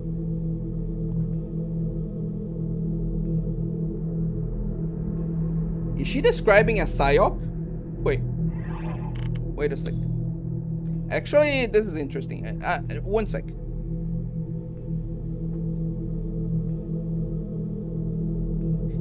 Doubt the world, learn how it works. Is what you're seeing truly real? It's possible to turn delusions into reality. Slip something that's not real into everyone's visions. In other words, you make people think that the error is real. I hadn't thought about it that way, but yeah. This is pretty much just a psyop. Oh, then, okay. That certainly, like, it changes my perspective on this. Takumi, feed Shogun your nuts. Delusions, does this mean he has mind-breaking powers, you fucking people? The gaslighting ability. It pretty much is just the gaslighting ability. Like, that's what...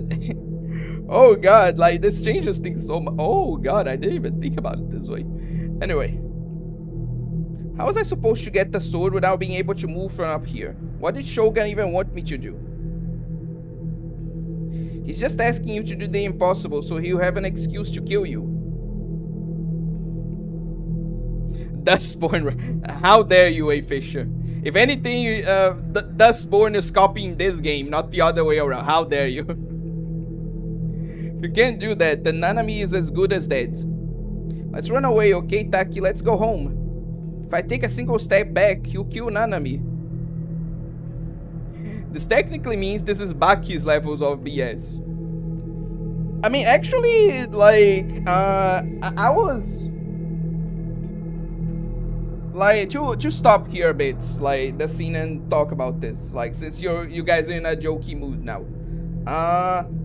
Obviously, like, A. Fisher was joking since this game came out way before, like, Dustborn. But it might be a Baki reference. Well, not really, but the power system is, like, quite similar. Because in Baki, like, genuinely, like, part of the power system is that several characters can turn literal delusions into reality. So, in a way, this actually does work like Baki. Like, Arma is giving me a lot of insights. He's making me look at this in a way I didn't before, like making these connections that I wasn't before, but that makes sense. That genuinely the MVP here. The D sword right there. See the purple thing building the sword. God damn it, you. Listen to me, Nanami is already as good as dead. He said he wouldn't hurt her. And you believe him? He might be lying. I looked carefully at the scene in front of me. The lights made it hard to see anything far away. Hey, wait, a Gummy Gun isn't joking. Calm down. There is actually like a purple thing. Look here. You can see the mouse, right? Like, I thought Gummy Gun was just making a haha penis joke, but no, like, you can see it. Look, the D sword is here.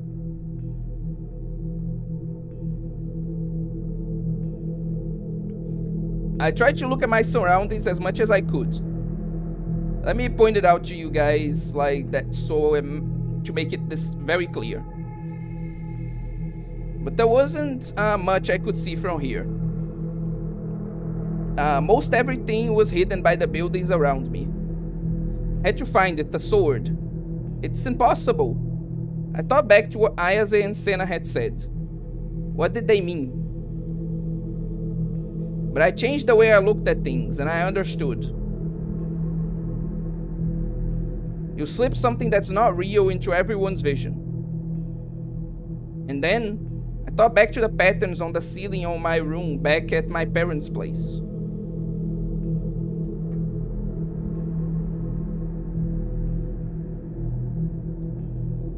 Baki made the general pose of a dino and everyone saw a dinosaur, so his dad had to use a stronger dinosaur to beat him. Oh yeah, I remember that scene. The D sword right there. See the purple thing building in the building, the sword? Yeah, I see it now, Gummy Gun. Also, Baki imagined himself as a cockroach to move fast. Yeah, that's what I'm saying. Like, I saw those scenes, and I'm agreeing with you. Like, genuinely, the power system in Baki is very similar. Yeah. See the building. Why is his D sword so big? Oh yeah, but why is it so big? Does it mean Takumi is packing? I thought he was Japanese. You bastard. But, actually it makes sense that his D sword would be like this big, you know? One, it can be a trick of perspective. Like, maybe it's closer to him than he thinks, and like, it just appears that big due to a perspective trick. Or two, like, didn't like Shogun said that he had like incredible potential? And remember, like, the other megalomaniacs can only project images, delusions into people's minds, but Takumi can actually alter reality itself, like physical reality. So, like, it makes a lot of sense that, like, jokes aside, that his D sword would be like impossibly big compared to the other ones, since his power is on a whole different level, you know? Like, genuinely, that does make sense. I'd always looked up at 10 when I was trying to go to sleep. Takumi has the biggest D sword in Japan. You guys are never going to take that seriously, are you? God damn it. And thought to myself that the knots in the wood kind of look like a human face. And once I started to see a face there, I couldn't see it as anything else but a face.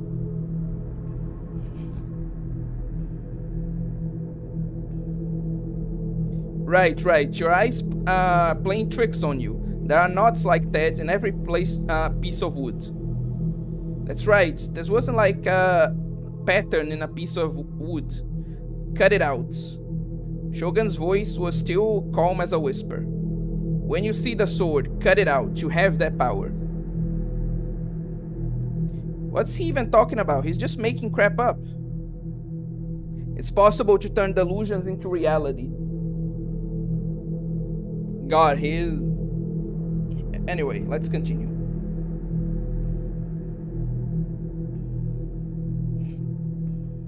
Like that flower bed, like the second eye I said. But the last time I tried to create a real D sword out of my delusions by using the fake one, it hadn't worked. I turned my head from left to right. I looked at everything I could see from where I was standing. Okay? Dude, focus! I saw a sword. Yes, I did. I saw a sword, clearly. Yes, I did. If I could move from here, I could go get it.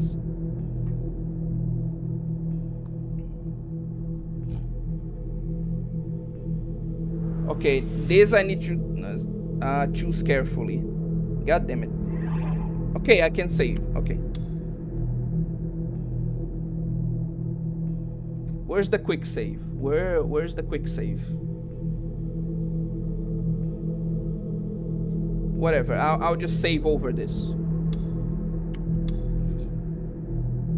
Okay. This choice is too important, so I may go back to it. If I could move from here, I could go get it. Yes.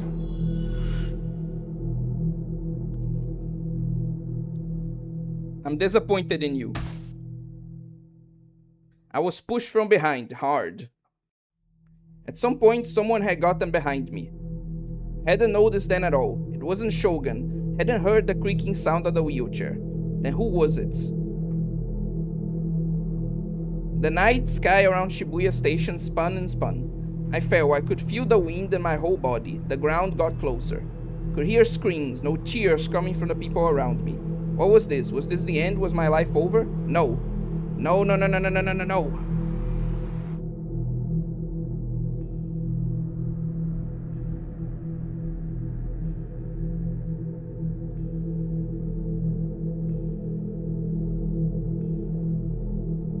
Okay, I just failed that. I thought it was going to go to like another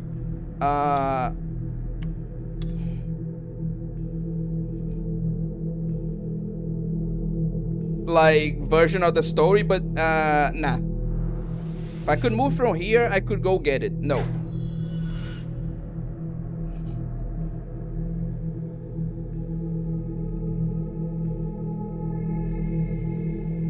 Okay.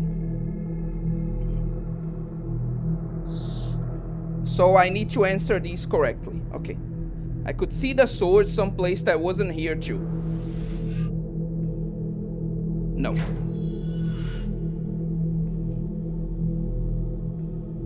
It's not actually a sword. I'm pretty sure it's a sword. Yeah. But how do I respond this? It's not actually a sword. No. It is a sword, yes.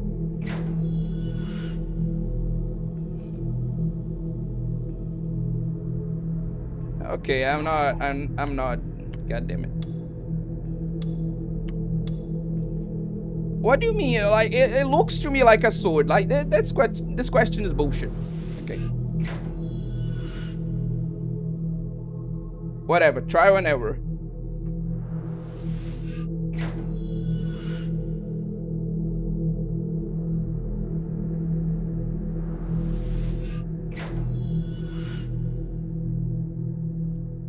Ah, I saw it. As I looked out into the night, the light warping and twisting through the tears in my eyes, I found a spot that looked like a sword. Ayase was right. I hadn't noticed it at first, but when I changed the way I looked at things, suddenly it was there. Didn't care if it was just a coincidence or not. The more I started to see it as a sword, the more it contrasted with its surroundings. Finally, it became more and more real, standing out against the scenery around it. Even its outlines were gradually becoming clear. You found it, didn't you? Shogun must have noticed my shock, because he spoke almost immediately. Now reach out and cut out the sword. Don't think about it too hard. I know you can do it. It's impossible. No, Taki. If you do that, you fall. And if you fall, you die. I looked below, and the crowd below me was huge. The ambulances weren't here yet. It was just like this afternoon. Maybe the last question was more like it wasn't a traditionally looking sword. Ah, okay. Yeah, that makes sense. They were too slow, of course they were. The earthquake this afternoon had been devastating. I can't cut it out. Don't let your preconceived notions control you. If you start by thinking you can do it, you'll never be able to do anything. That is, unironically, a great message though. Throw away common sense and see things as they are. You have the power, the world will answer it. Like it did with the flower beds. Could I really do that? Could I really get the sword just by reaching out? Maybe it was worth a try. Ayase had said that this sword would save me. Maybe this was what she was talking about. You could get the sword and finish the quest. Nanami would come back alive and Shogun would leave me alone. I could go back to my normal peaceful life. Do you really think it will be that easy? Shut up, Foyd. You're not going to hold me back anymore. Do you think Shogun would just let you go? I can't, just hesitate now. He's killed 10 people. Shogun wouldn't try to make me do the impossible. I could do this. This is why he was telling me to do it, because he knew I could. He just wants to kill you. Did you forget about the group dive video? Shogun drove 5 kids to their death without even touching them. That's because they failed. I will not fail.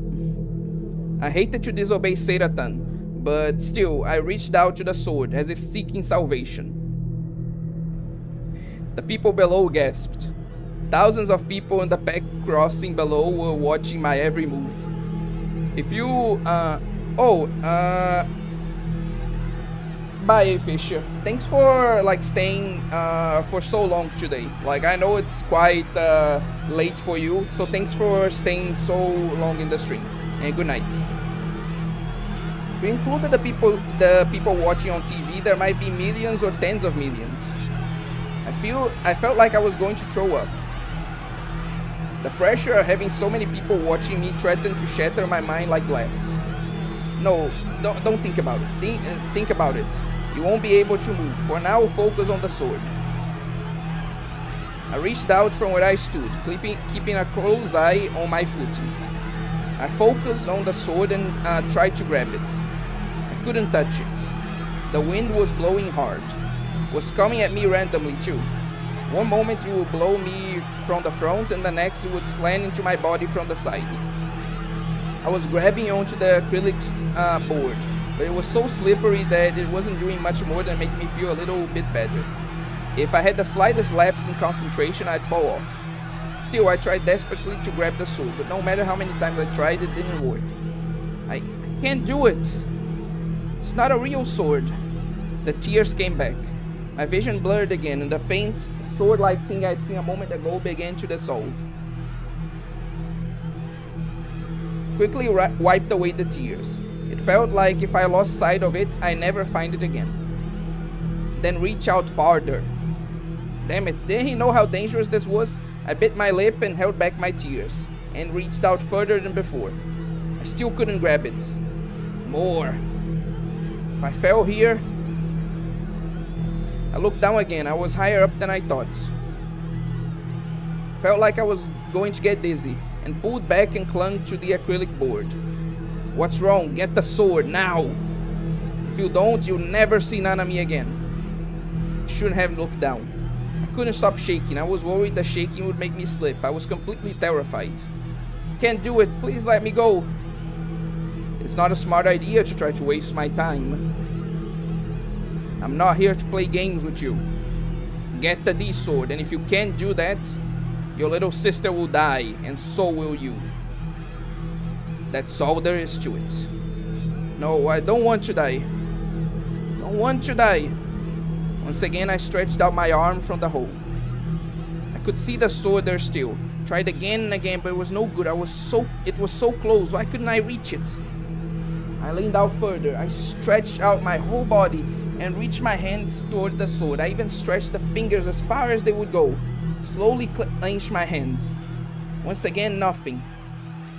I can't reach it. It was impossible. Seratan was right.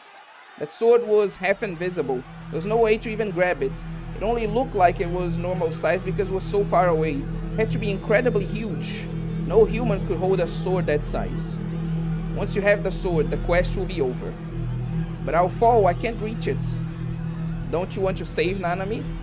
Don't hurt me. Please just let me go. I don't want to die. Remember what happened this afternoon. With your power, if you fall, you can just create another flower bed. You can fall and not die.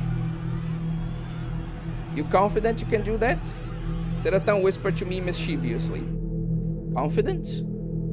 It wouldn't even take 3 seconds for you to hit the ground. You have 3 seconds to make another flower bed appear. Could you do that? Goddamn, Seratan really is holding me back now. She was a positive force helping me forward before, but now she's really holding me back. Like, goddamn it, Seratan. This isn't the time to, like, say those things. You need to encourage me, you bastard. You've never been able to use that power deliberately, right? Yeah, focus on that, Takumi. She's now admitting that you have the power. Like, focus on that. Like, she is trying to fool you. Come on. Okay, we need to think positively. That's right, even if I did have that power, I didn't know how to use it. Let's run away, okay? You did great. But you can't stay here anymore. You don't want to die, right? Okay, I need to think positively.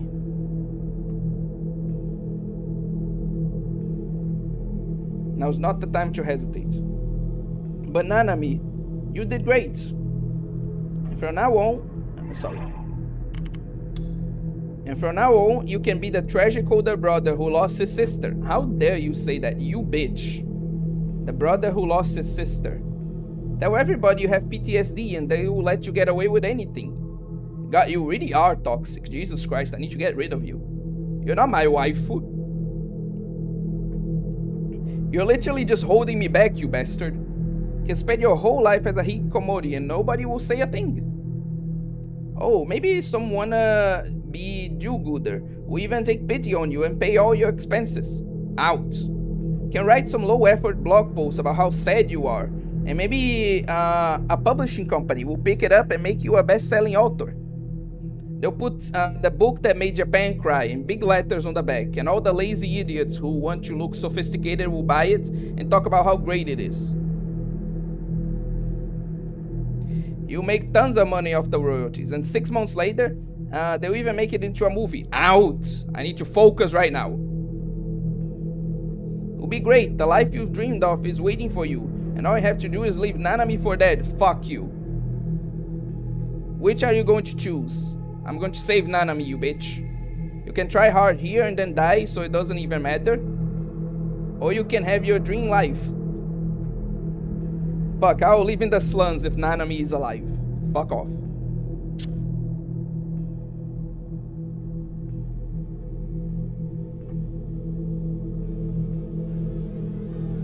Takumi's wife is low-key hot. Dragon Quest enjoyer, that's not the time. I mean, she is, but like, not the time. I don't want to die. I don't want to get hurt. I don't want to die. I don't want to disappear. I don't care at all what happens to Nana. I think I made the wrong choice. I kept whispering the words as if they were trying to make myself believe them. There was one person here who was right, and it wasn't Shogun, it was Seiratan. That sword, it looks like a sword, but it's not. It's just a reflection of the light, just my eyes playing tricks. That's right, now let's go home. When you get home, I'll let you stare at my panties and have all kinds of naughty delusions. Yeah, I'm going home.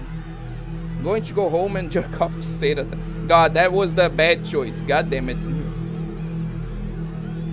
That makes me so happy. I'll make all kinds of naughty poses for you.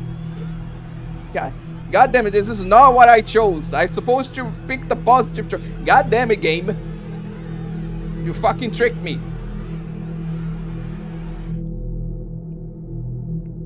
I slowly pull back my hand. Just doing so made me feel so much better. Okay, you know what? No.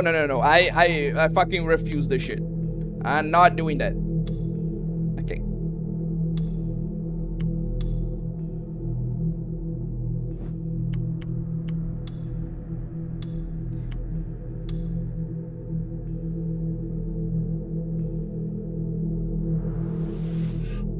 Okay, we're doing this shit again. And like I'm choosing the quote-unquote negative one now because like I'm not going through that shit. No. I'm not falling into gooning this fucking late into the story. No.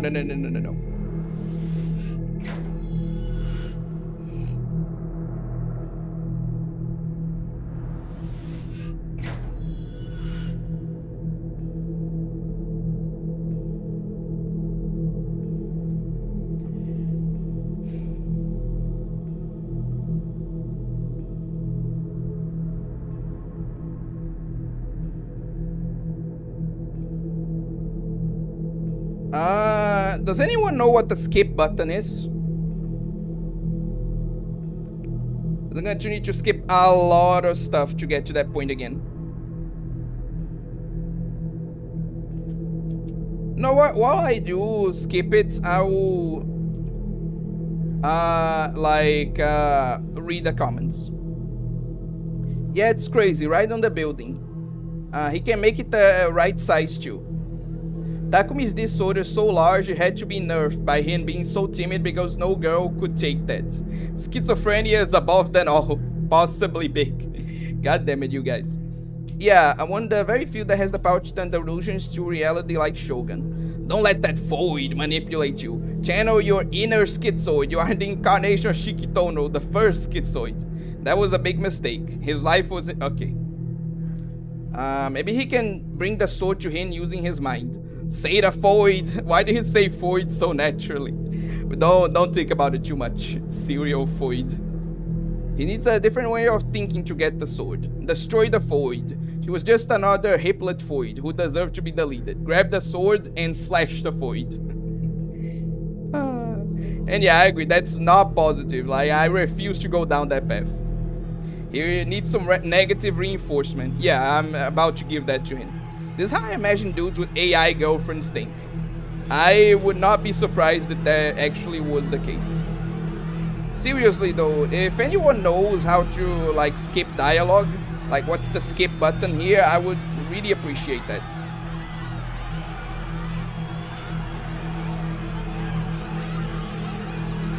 Oh, so that's how you do that.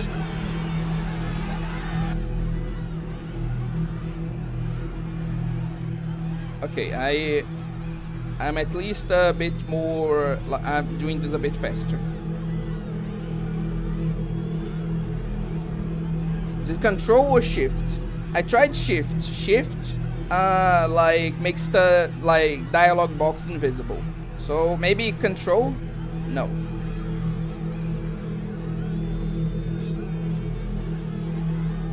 I'm just going to need to mash.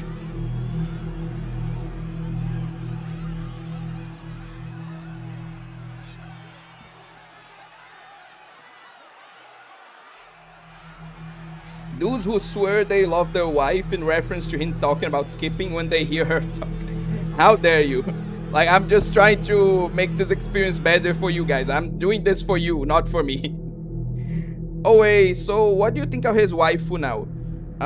If you're talking about Seira-tan, like, she's definitely a bitch. Like, before, she was at least, like, giving him some positive reinforcement. But yeah, no, this is, like, she's, like, really not helping now.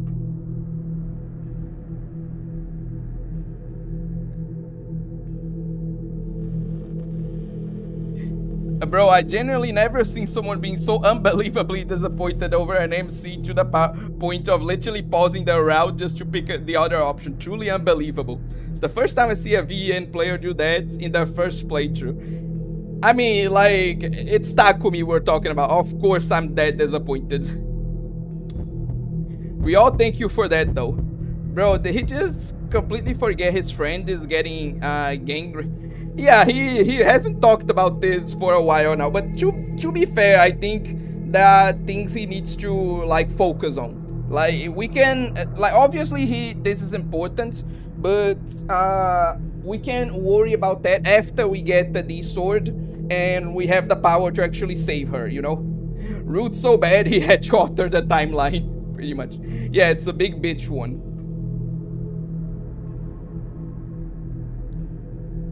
Okay. Let's continue.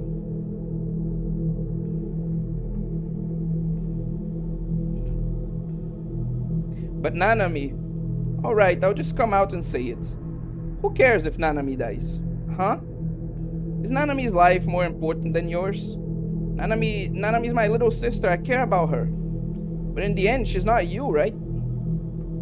If she dies, you'll be sad, but that's it. Would it hurt you in any way? No. Between your own life and somebody else's, whose is more important? If you die, the world ends. Your world ends. Do you understand? Once you're dead, there's nothing. There's no afterlife, no heaven, no being reborn. All that happens is that that the life of the animal called Taki terminates, and Taki ceases to be able to observe the world. Obviously, my friend is being gang raped, but I have better things to attend to, like being a schizo. What did I do? No, like, that's not what I... okay, so I think what you're referring to is what, like, Takumi is saying, but that's not what I'm saying, okay? What I'm saying is that he needs to focus on getting the D sword so that he can go and save her. Like, there's no use just worrying about, like, what's happening to her now. Like, we need to get the power to actually save her first and then do that, you know? What did I just... grape her instead of Rimi? She does... yeah, like, I'm with you on this one. Like, this bitch needs genuine correction. So, what I'm saying is, if you die, you won't be able to observe Nanami anymore. So, she'll disappear anyway. Not just Nanami too, Rimi, Ayase, and me. We will all disappear. But if Nanami dies and you're alive, you won't disappear, and your world won't either. You'll get to see the last episodes of Bloodtoon and get the Bloodtoon game when it comes out next year. You can even buy my new figures too. Okay, Taki? Do you want to die? Or not?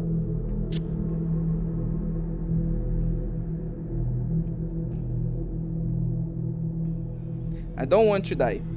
I don't want to get hurt. I don't want to die. I don't want to disappear. I don't care.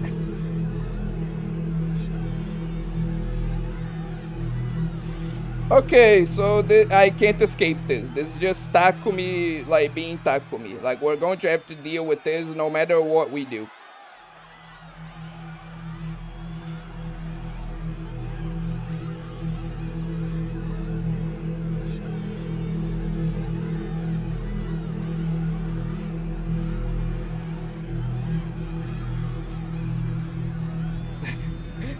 The fucking illusion of choice.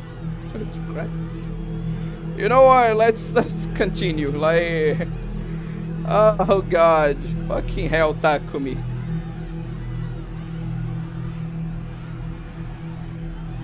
Yeah, I'm going home. I'm going to go home, and that makes me so happy. I don't even feel like reading this shit anymore, man.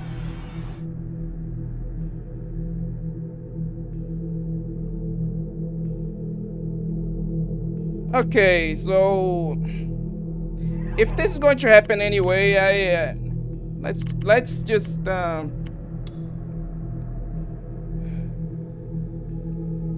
look. If this is going to happen anyway, like, let's just go down the positive route. Maybe,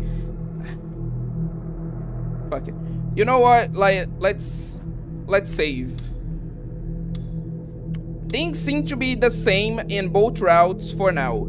So what I'm going to do is, like, I'm going to go down in the quote-unquote positive route, and if, like, I go down a lot enough and, like, bad things happen, like, I'm just going to switch. Like, god damn it, this is so tiring.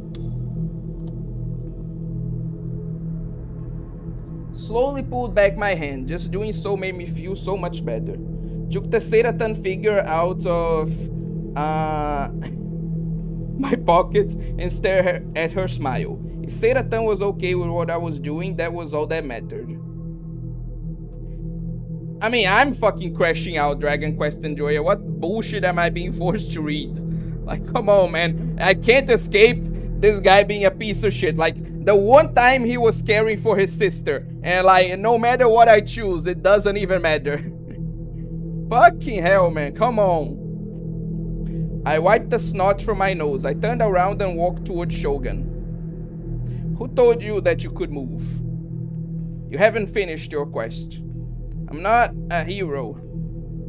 I'm just a loser. A creepy otaku who can't even save his little sister. Don't have any hopes for me. Don't look at me. Just leave me alone.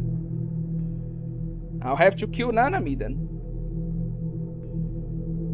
She's already dead anyway. She was already dead. Shogun had killed her in some horrible way. It probably would be the top story on the news tomorrow, the 6th new gen case.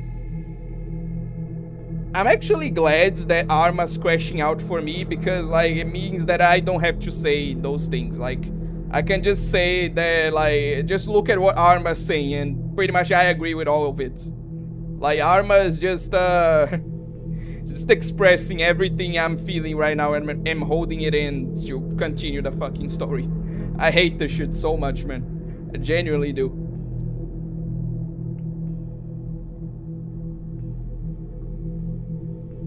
Oh, I can't fucking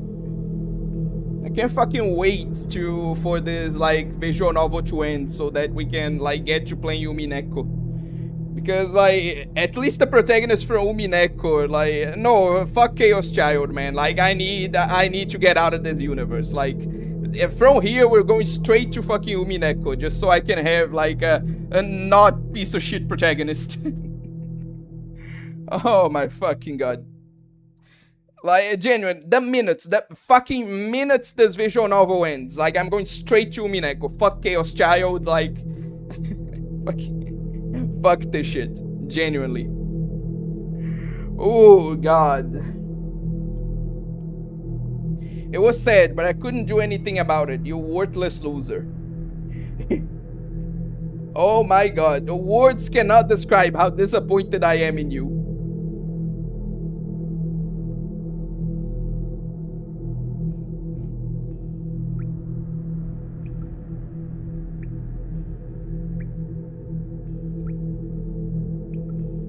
Wait, maybe, calm down. Brother. I heard what sounded like dripping water, but it wasn't water. It was Nanami's blood. It was bright red, dripping from her severed wrist. Why didn't you save me? Brother, you're the worst. Wait. Maybe we judge him too fast. Calm down. I screamed. Daniel.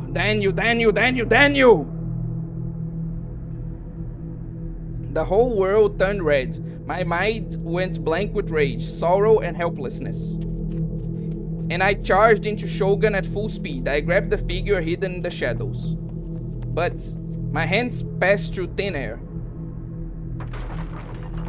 And I collapsed onto the wheelchair. Must have hit my elbow because it was stinging from the pain. I winced and looked for the person in the wheelchair. There was a severed head rolling at my feet. Trembling, I picked it off the ground. It was very hard. I realized quickly it wasn't a severed head at all. It was some kind of helmet. This is a black helmet. What the hell? Dart spider? What in the fuck?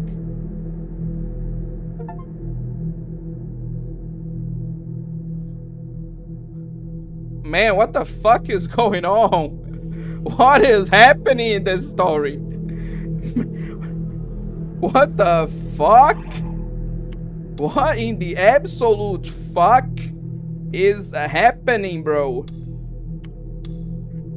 What was that? Huh?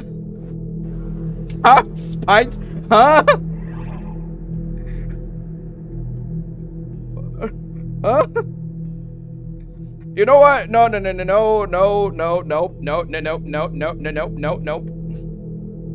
I'm reading the comments and like I'm taking a time to recover because what the fuck did I just experience, bro? Darts, just suddenly dart spider. Oh my god.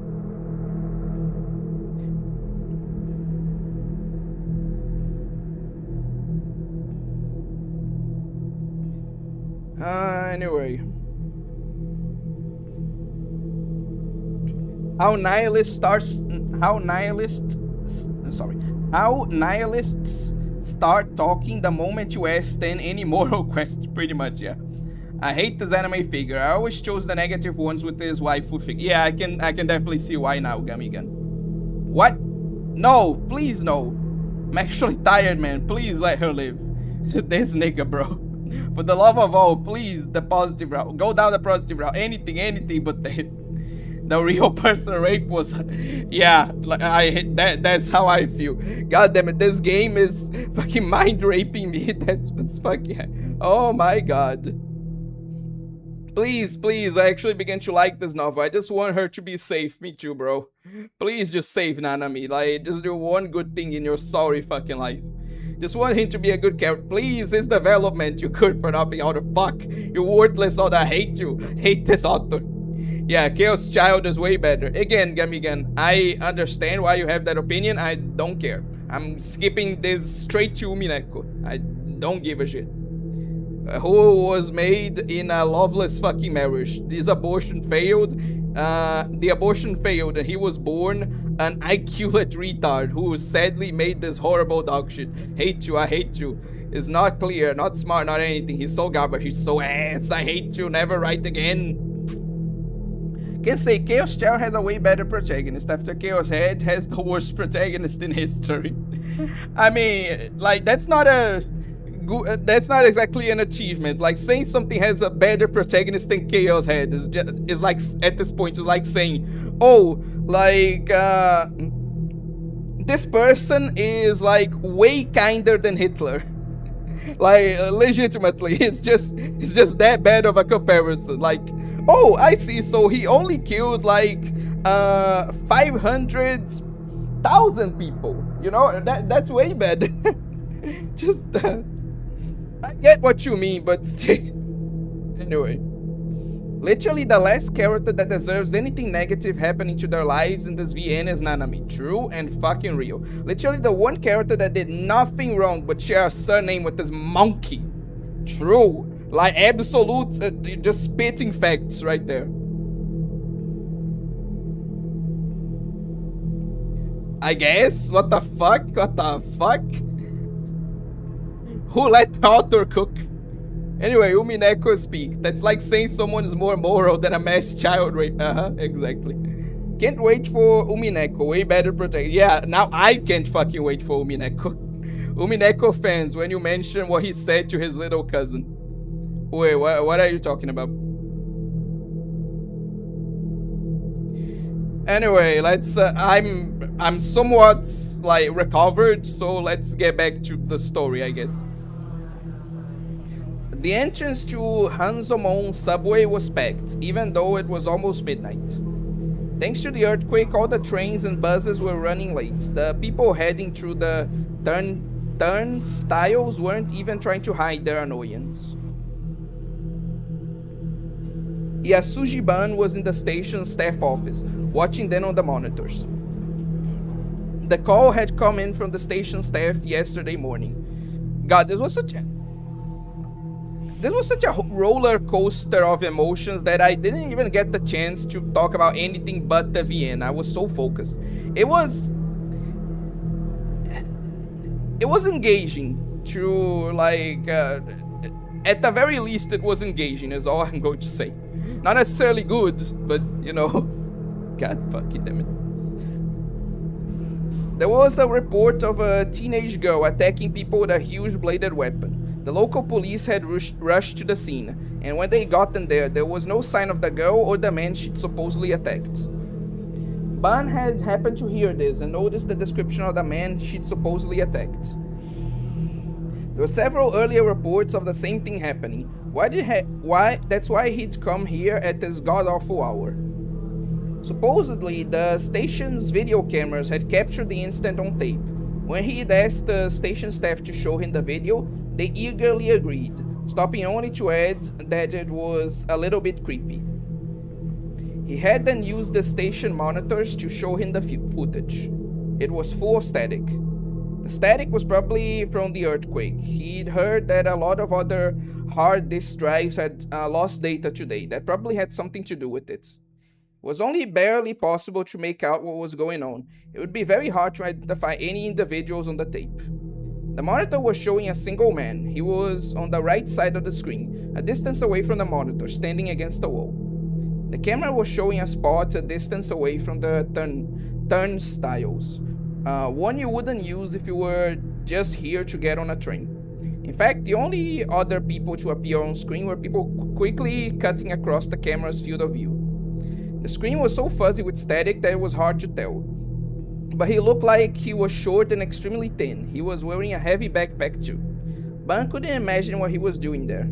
He fast-forwarded the video, and after an hour or so, something happened. A few of the passerbys walking across the screen headed toward the man and stopped. It looked to Ban as if they were being drawn in by the backpack he was wearing.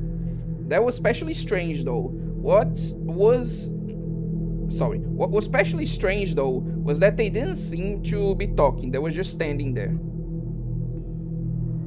Takumi makes all anime fans look bad, it's great. Don't you say that, Gamigan. Like, don't you associate the rest of us with that that pile of...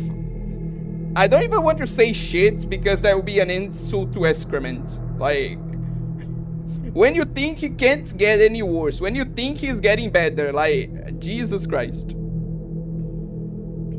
The few who stopped didn't seem to know each other either. They were of different ages and genders and seemed to have nothing in common. What was going on? Just as Bun started to get really confused at the goings on screen though, a girl appeared on the camera. She was wearing a Suimei Academy uniform and had long hair. She walked right up to the man with the backpack. Takumi is a mental bioweapon. That's a great description. He's a physical cognito hazard. That's the best description I heard for the phenomenon of Takumi. Like, that's... If we have, like, yeah, next stream, because I'm definitely not going to finish this VN this stream. Like, next stream, like, this is going to be the title. Takumi is a physical cognito hazard. That's going to be the title of next stream. She walked right up to the man with the backpack. The way she was moving was clearly different from the ones who'd stopped nearby before. She knocked them out of the way as she grabbed the backpack man's collar.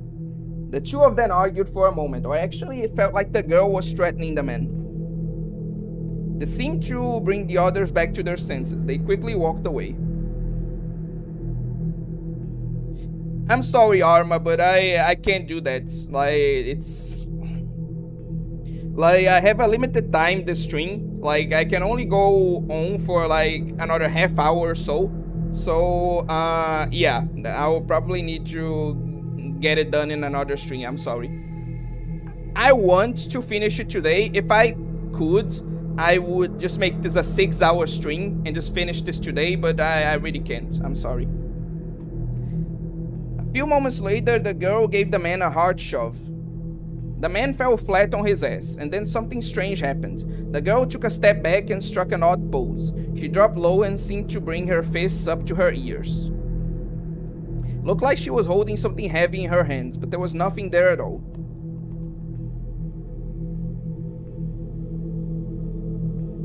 The report said she was carrying a huge bladed weapon, but where could she be hiding it on her body? The answer immediately became clear.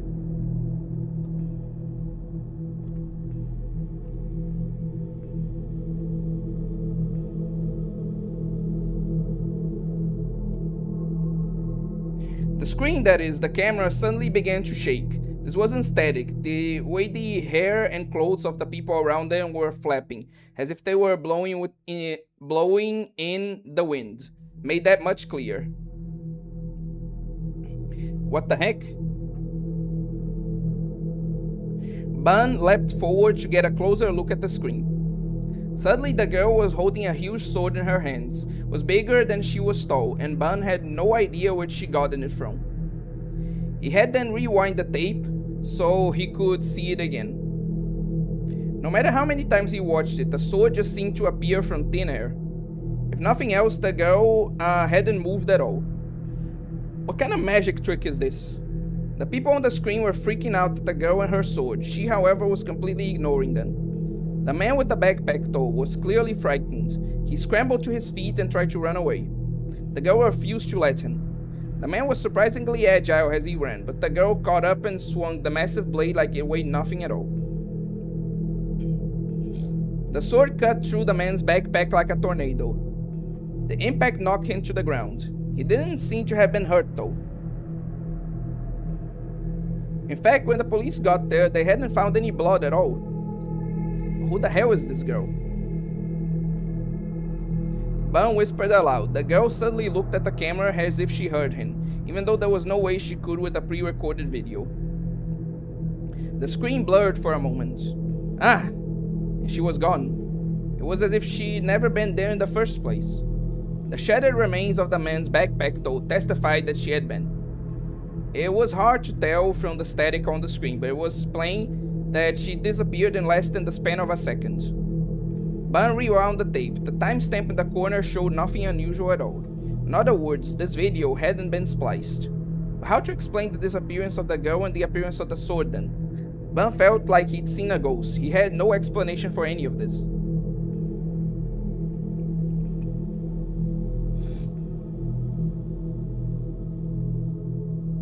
The world around me was perfectly white. I was lying down. It felt like I was floating, but I couldn't tell if I was. I couldn't tell which way was up and which was down. The silence was loud in my ears.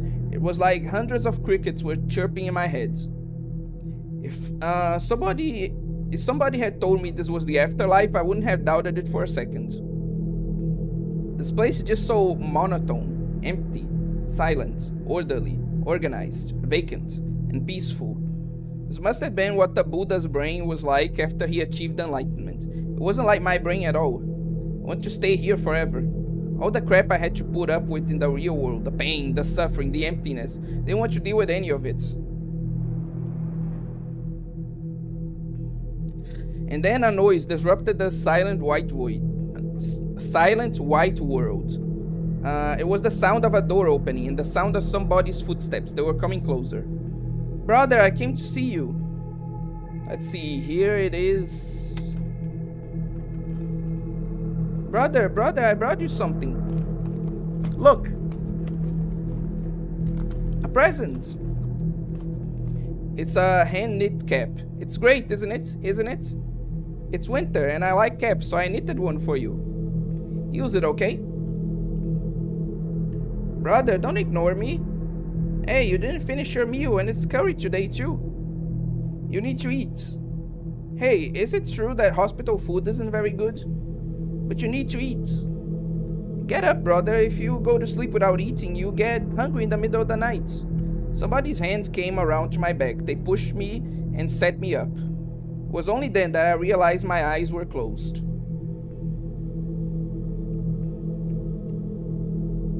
Oh, hi, Nanami. I opened then and there was a small girl there. It was Nanami, my little sister. She was so small. Was Nanami as she looked several years ago. How many years though? She had to be in elementary school at least. Okay, say the young Nanami scooped up the curry with a plastic spoon and offered it to me.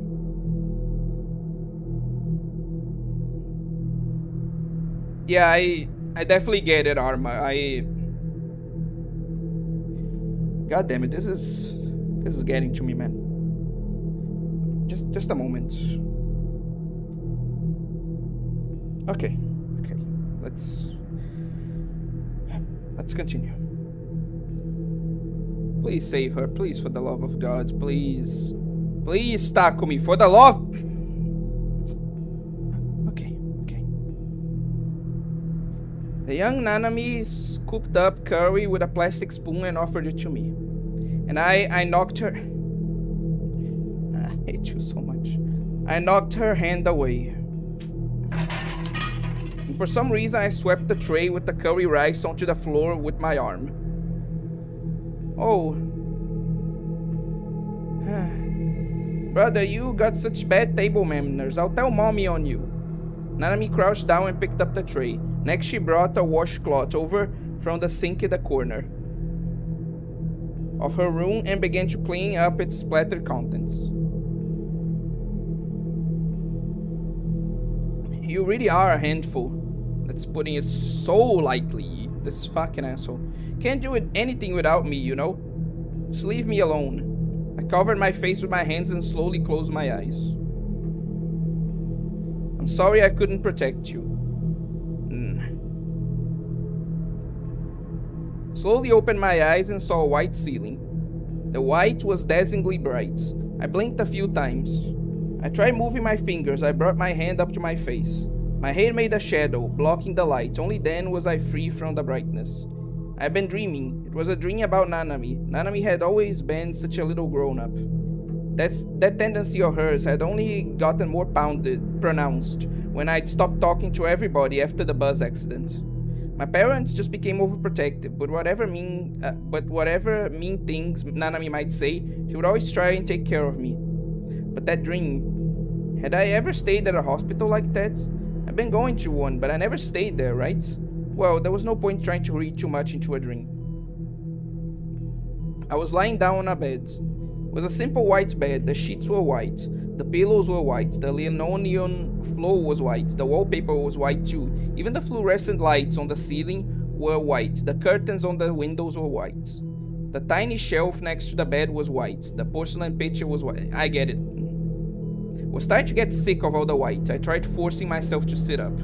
For a single instant, I felt a numbing pain around my lower back, but it quickly vanished. The room was pretty big, twice the size of the base, at least, but it was empty. It might have been a hospital room. I could see a single pair of green slippers just under the bed. I felt relieved to find something that wasn't white. I was moving and I wasn't dead from the look of it.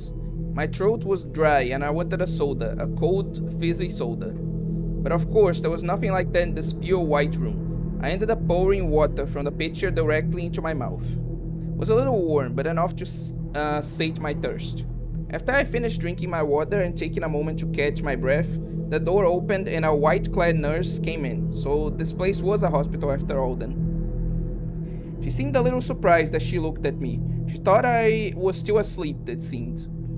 Oh my. Nishijo, you're awake.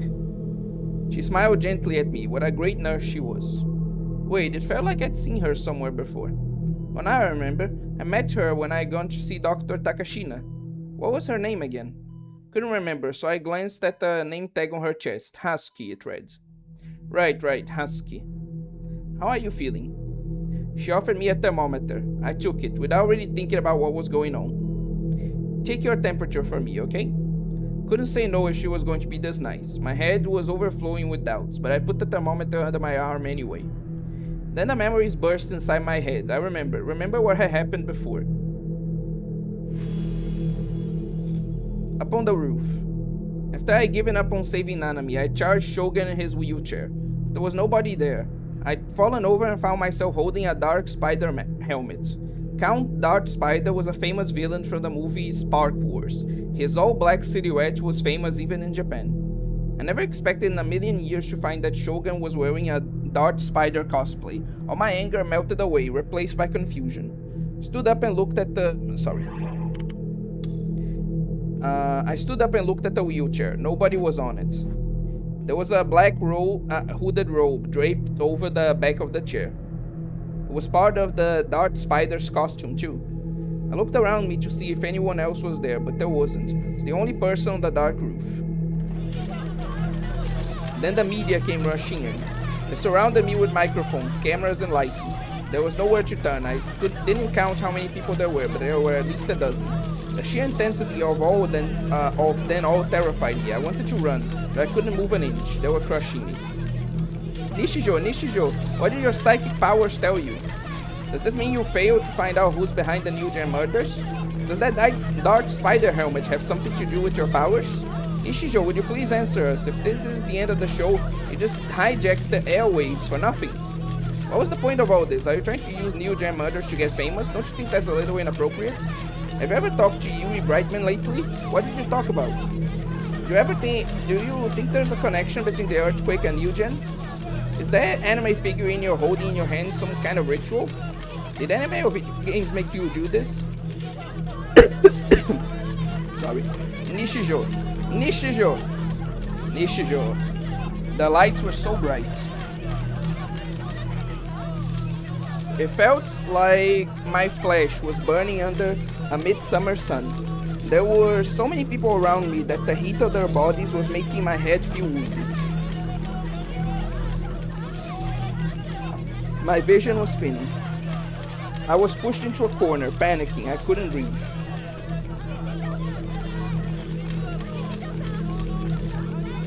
I put my hands to my head.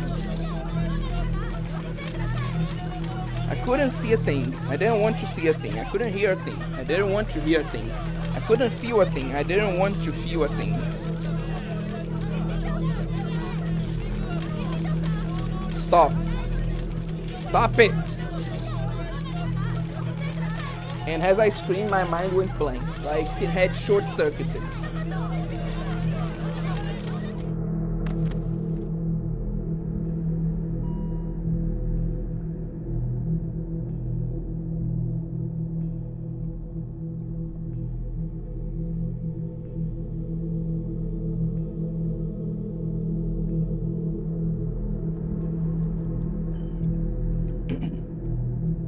Gummy Gun, with all due respect, I don't even want to think about this. Like, Takumi is unironically a great, like, positive reinforcement for me, because I look at him and I say, like, you know, I may be a loser. I may be an almost, like, an almost 30-year-old guy who's still living with his parents and going to university.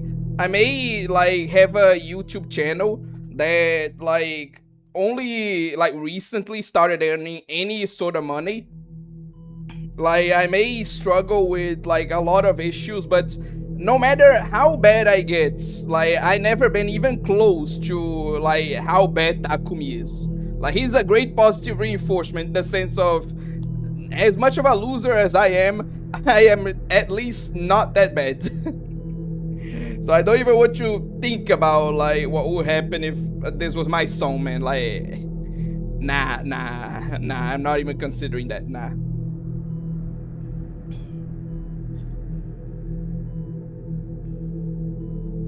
And yeah, I'm not going to read everything, but I just agree with pretty much all of Arma's thoughts. Like, genuinely. Shiki if he had no balls. Oh, for real? Oh, wait, slide me. Nah, fuck off. Anyway. And then, how'd I end up here after that? I couldn't remember. If nothing else, I was sure I hadn't walked here on my own. Maybe I had been brought here by an ambulance? Husky was writing something on the clipboard in her hand. There must have been some kind of paper stuck on it. Was she writing down my symptoms? Hey, at least you got monetized before the update.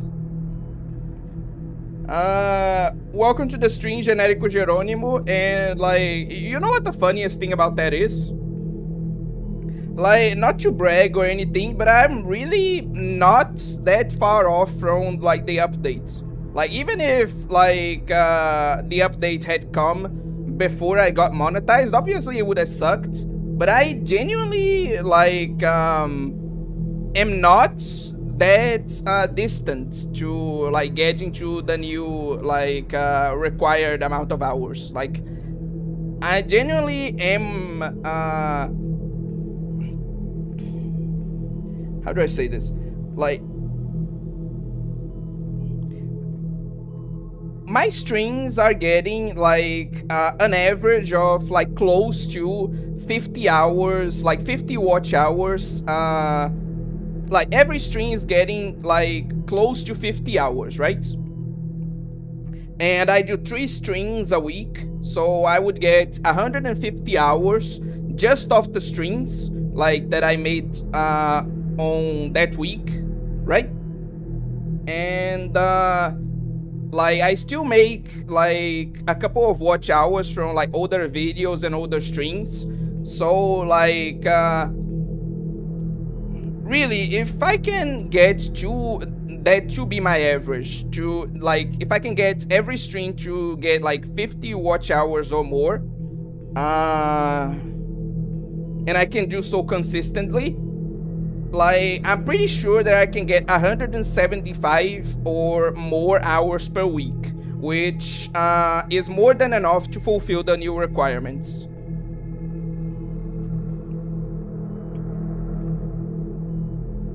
So yeah, like, yeah, the update sucks, but I'm not really that like distant now from like fulfilling the requirements. It's actually pretty cool. Oh, wait, better post in a week or I'll gape his. Oi, calm down. Like I'm God damn it, I'll post a new video, okay? I haven't just turned to a streamer yet, like just yet. You know, calm down. I will be posting videos. Like I'm working on it. I promise. Wait, for real? So the new meta is live streaming? Not necessarily. Like, live streaming only works if you already have a previously established audience. Like, if I started with live streaming, that would have been just completely sad. Like, I'm not going to pretend like my streams are like super popular or anything, but I've seen people out there, like tons of people out there in fact, that only stream to like 1, 2, or maybe 3 people. Like, and there are tons of people streaming to like literally no one. And like, more power to them. Like, everyone's gotta start somewhere. But like, you can't just, the meta isn't to just start live streaming. Like, you need to actually build an audience first, and then you start live streaming. That is the meta. You have 1 month before I start on my. Okay, I'll take that like time limit. I'll take it seriously. I promise. But yeah, let's continue. Husky was writing something on the clipboard in her hand. There must have been some kind of paper stuck on it. Was she writing down my symptoms? Let me do something here. Okay.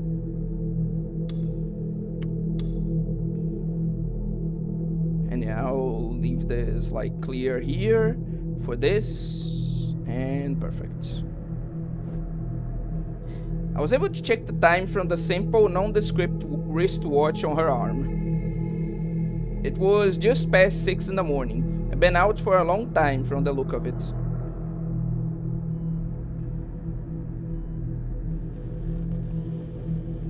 Good luck, Karma. I'll be like genuinely rooting for you. Takumi has the most bitch slappable face ever, true. But why this hospital though? If Husky was here, that meant it was the one I usually went to. This place was a big general hospital. I could see somebody deciding to bring me here. But something still didn't seem right. I wasn't sure why Husky would be the one assigned to me. She worked in the psychiatric ward, right? If she was here, did that mean this room was usually used by mental patients? I mean, you are one, like, unironically, like, not even joking, you are one.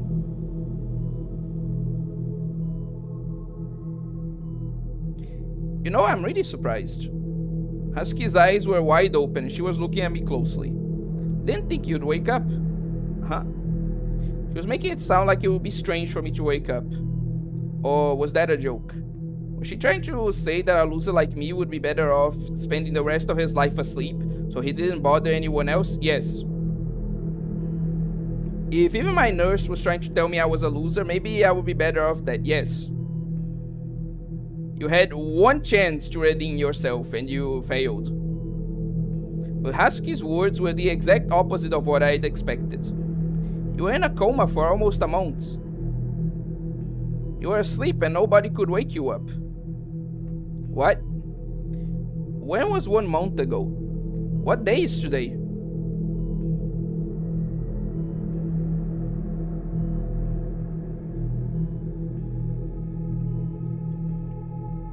That's a great idea, Arman. Like, genuinely.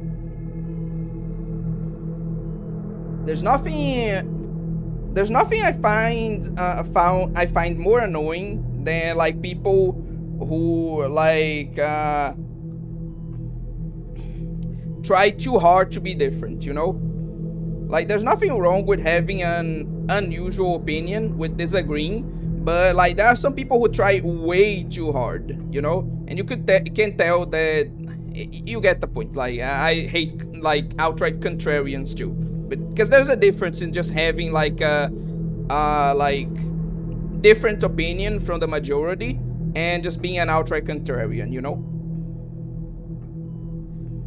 Thanks for the encouragement, Gummy Gun. I genuinely appreciate it.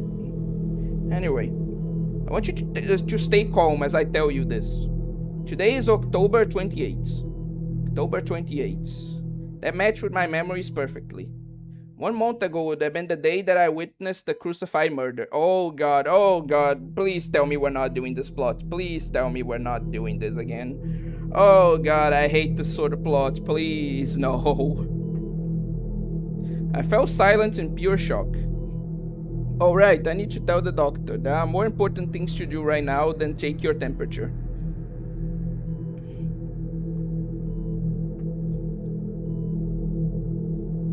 Wait here, I'll get the doctor. Like, I spent $1,000 a month on food. It's expensive. Yeah, I heard that people's living situations is like genuinely getting crazy. Like, it's genuinely like getting hard to... The cost of just living is like going through the roof. It's genuinely depressing. She ran out of the room in a hurry before I had the chance to even speak. I was in a coma for a month. I whispered, staring down at my hands. Did that mean that everything that had happened the past month was all a dream? I really fucking hope not. That would certainly be a surprising ending. I would genuinely, like, delete this visual novel and never speak of it again if this actually happened. But it didn't bother me. I should have found it harder to accept, but strangely I didn't. All that stuff about the D-swords and delusions becoming reality, all that was impossible when I thought about it. It was all a hallucination, just a delusion I'd made up. It was a shame that my meeting with Rimi was just a dream, but Shogun wasn't trying to kill me. All of Japan wasn't laughing at me, they should. And Rimi hadn't been kidnapped. Phew. I'm so glad. Wait, doesn't he mean like Nanami? What the hell? Just when my vision started to blur from the tears building up in my eyes, and I tilted my head upward to keep them from overflowing, Husky came in, looking a little surprised. Oh my.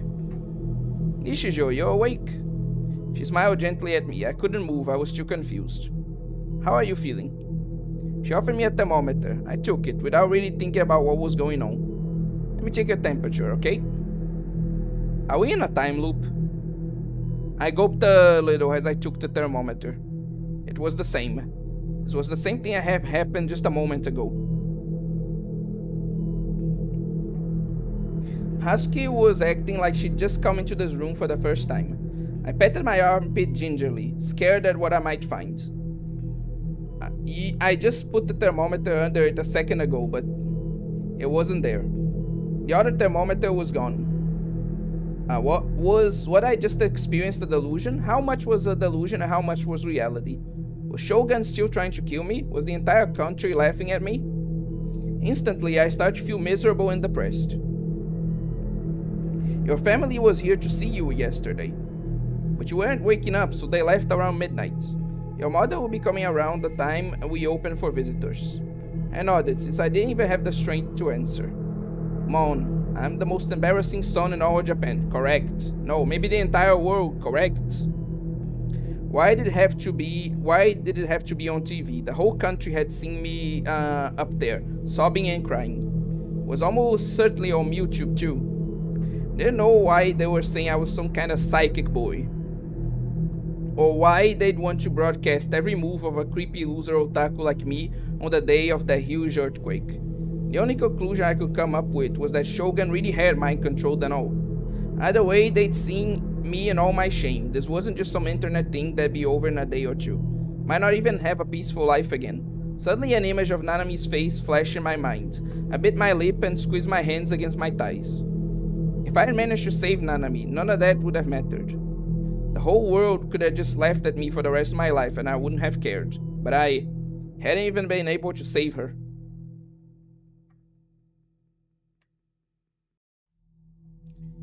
Nana...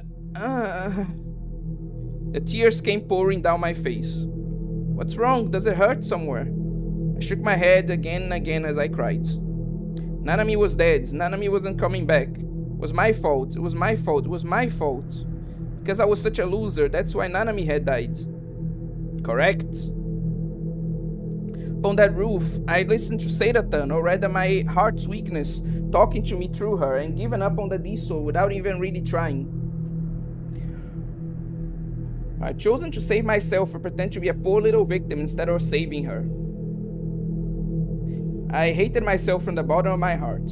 If, when I was up there, I tried a little harder, I was the one who'd made the decision to give up, and yet I regretted it now that everything was over. That was the worst possible thing a person could do. Regret didn't help anybody, but still, I couldn't help but think.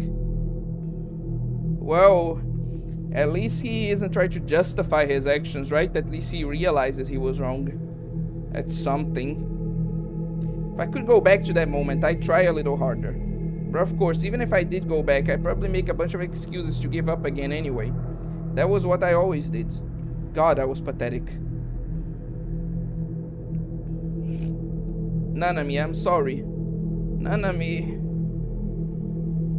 Asuki rubbed my back to comfort me. It was such a failure. I was even causing trouble for this nurse, and she had nothing to do with it.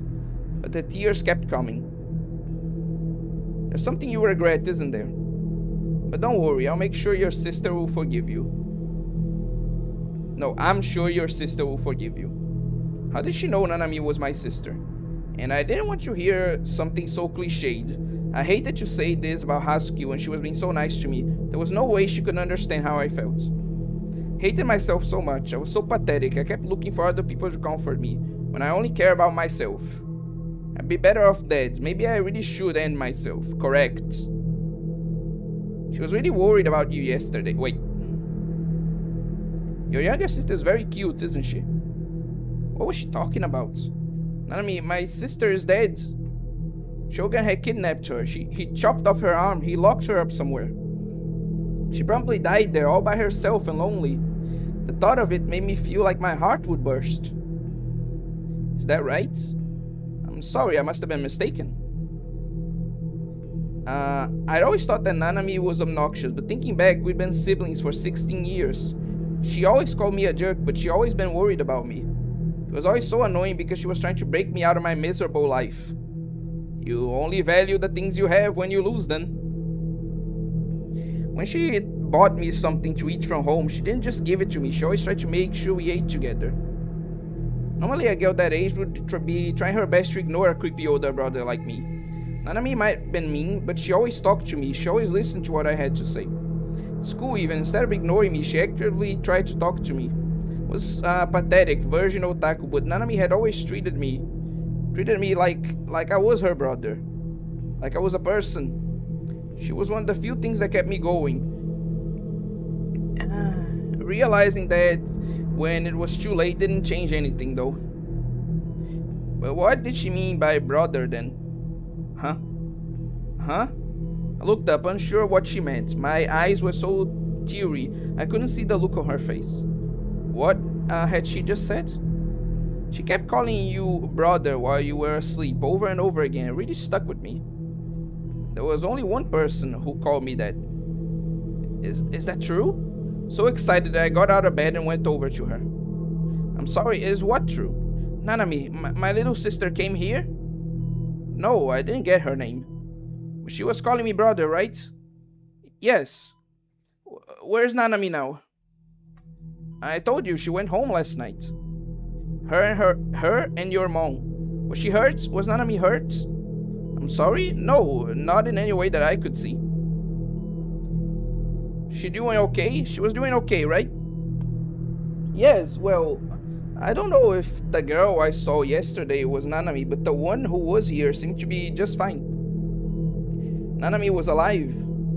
From what Husky was saying, that much seemed clear. I sat back down my bed. My brain was close to a total shutdown. What had happened? Shogun said he wouldn't give back Nanami unless I finished the quest. Had he released her out of pity? Was that even possible? Or had she run away on her own?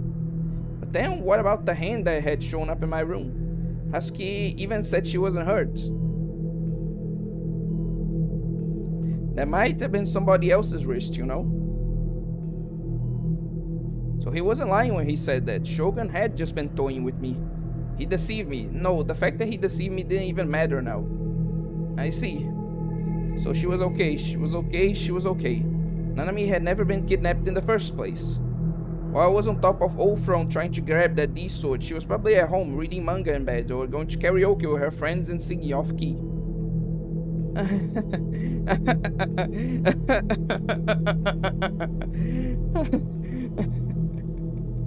I was crying, but I couldn't stop laughing. Nishijo? Shogun really got me good. Welcome to the stream, Akira. There's also going to be a stream tomorrow. So, you're technically not wrong. Man, talk about an epic throw. Nanami was alive. She was alive. Get to see her bratty face again today. Hear her obnoxious voice again.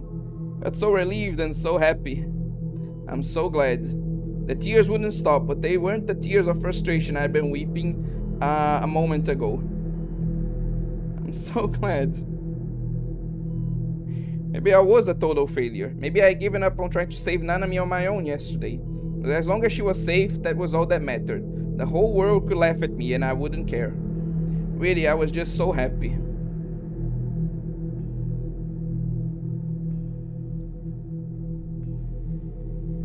Okay, and with that, we're going to need to end things for like today. 1 second, and yeah.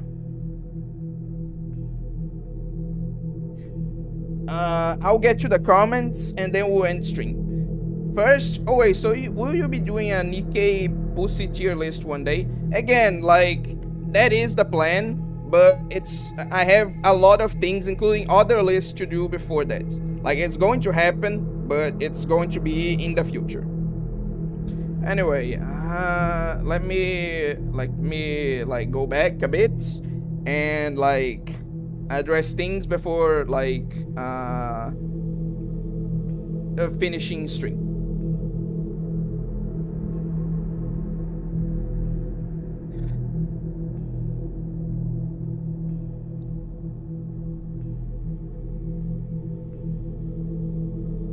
Anyway, if I do go ahead and do so, okay. Calm little nap. Yeah, it's too annoying and the art is lost. And nowadays you can tell people just LARP and want to be different. Anyway, King Protea is the Hoda Sakura series servant.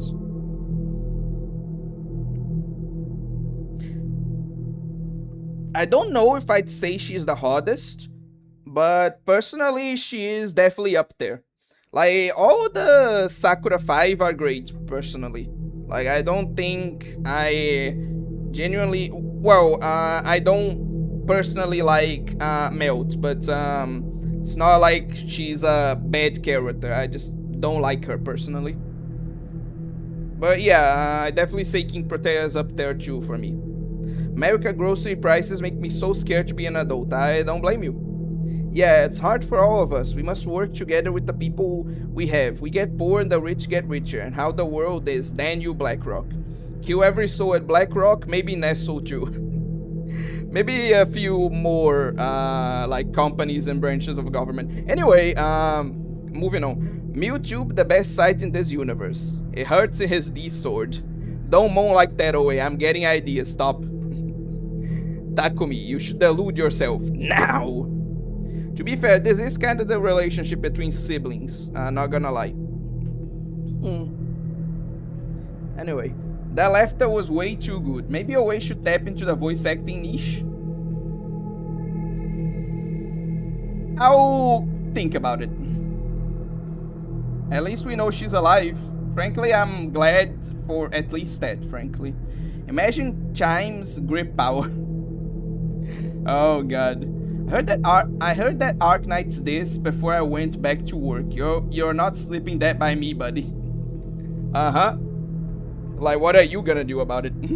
Every time she gets angrier, she's on top 3 for sure. Actually, no, the best one is Kazura drop. Ken stuff is in BA for a reason. Lack of skill, lack of aura, lack of physique. Uh-huh, sure, whatever you say, man. Anyway, I don't like her stabby legs. I ain't even a foot. Well, I am. Arma went straight up for the most dangerous, lol.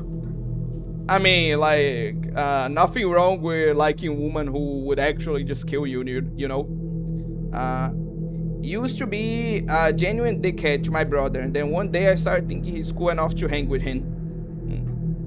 But yeah, for now, we're going to end stream today. Thank you all for watching, and I hope to see you tomorrow for some more chill, like, session, a more chill session playing Nikkei, essentially. We're just going to do, like, a few, like, character events, essentially. But yeah, thank you all for watching, and, like, I'll see you all tomorrow. Bye. And no, I am not going to be pulling for Makoto. Like, I'm not wasting my, like, gens on that failure of a collab.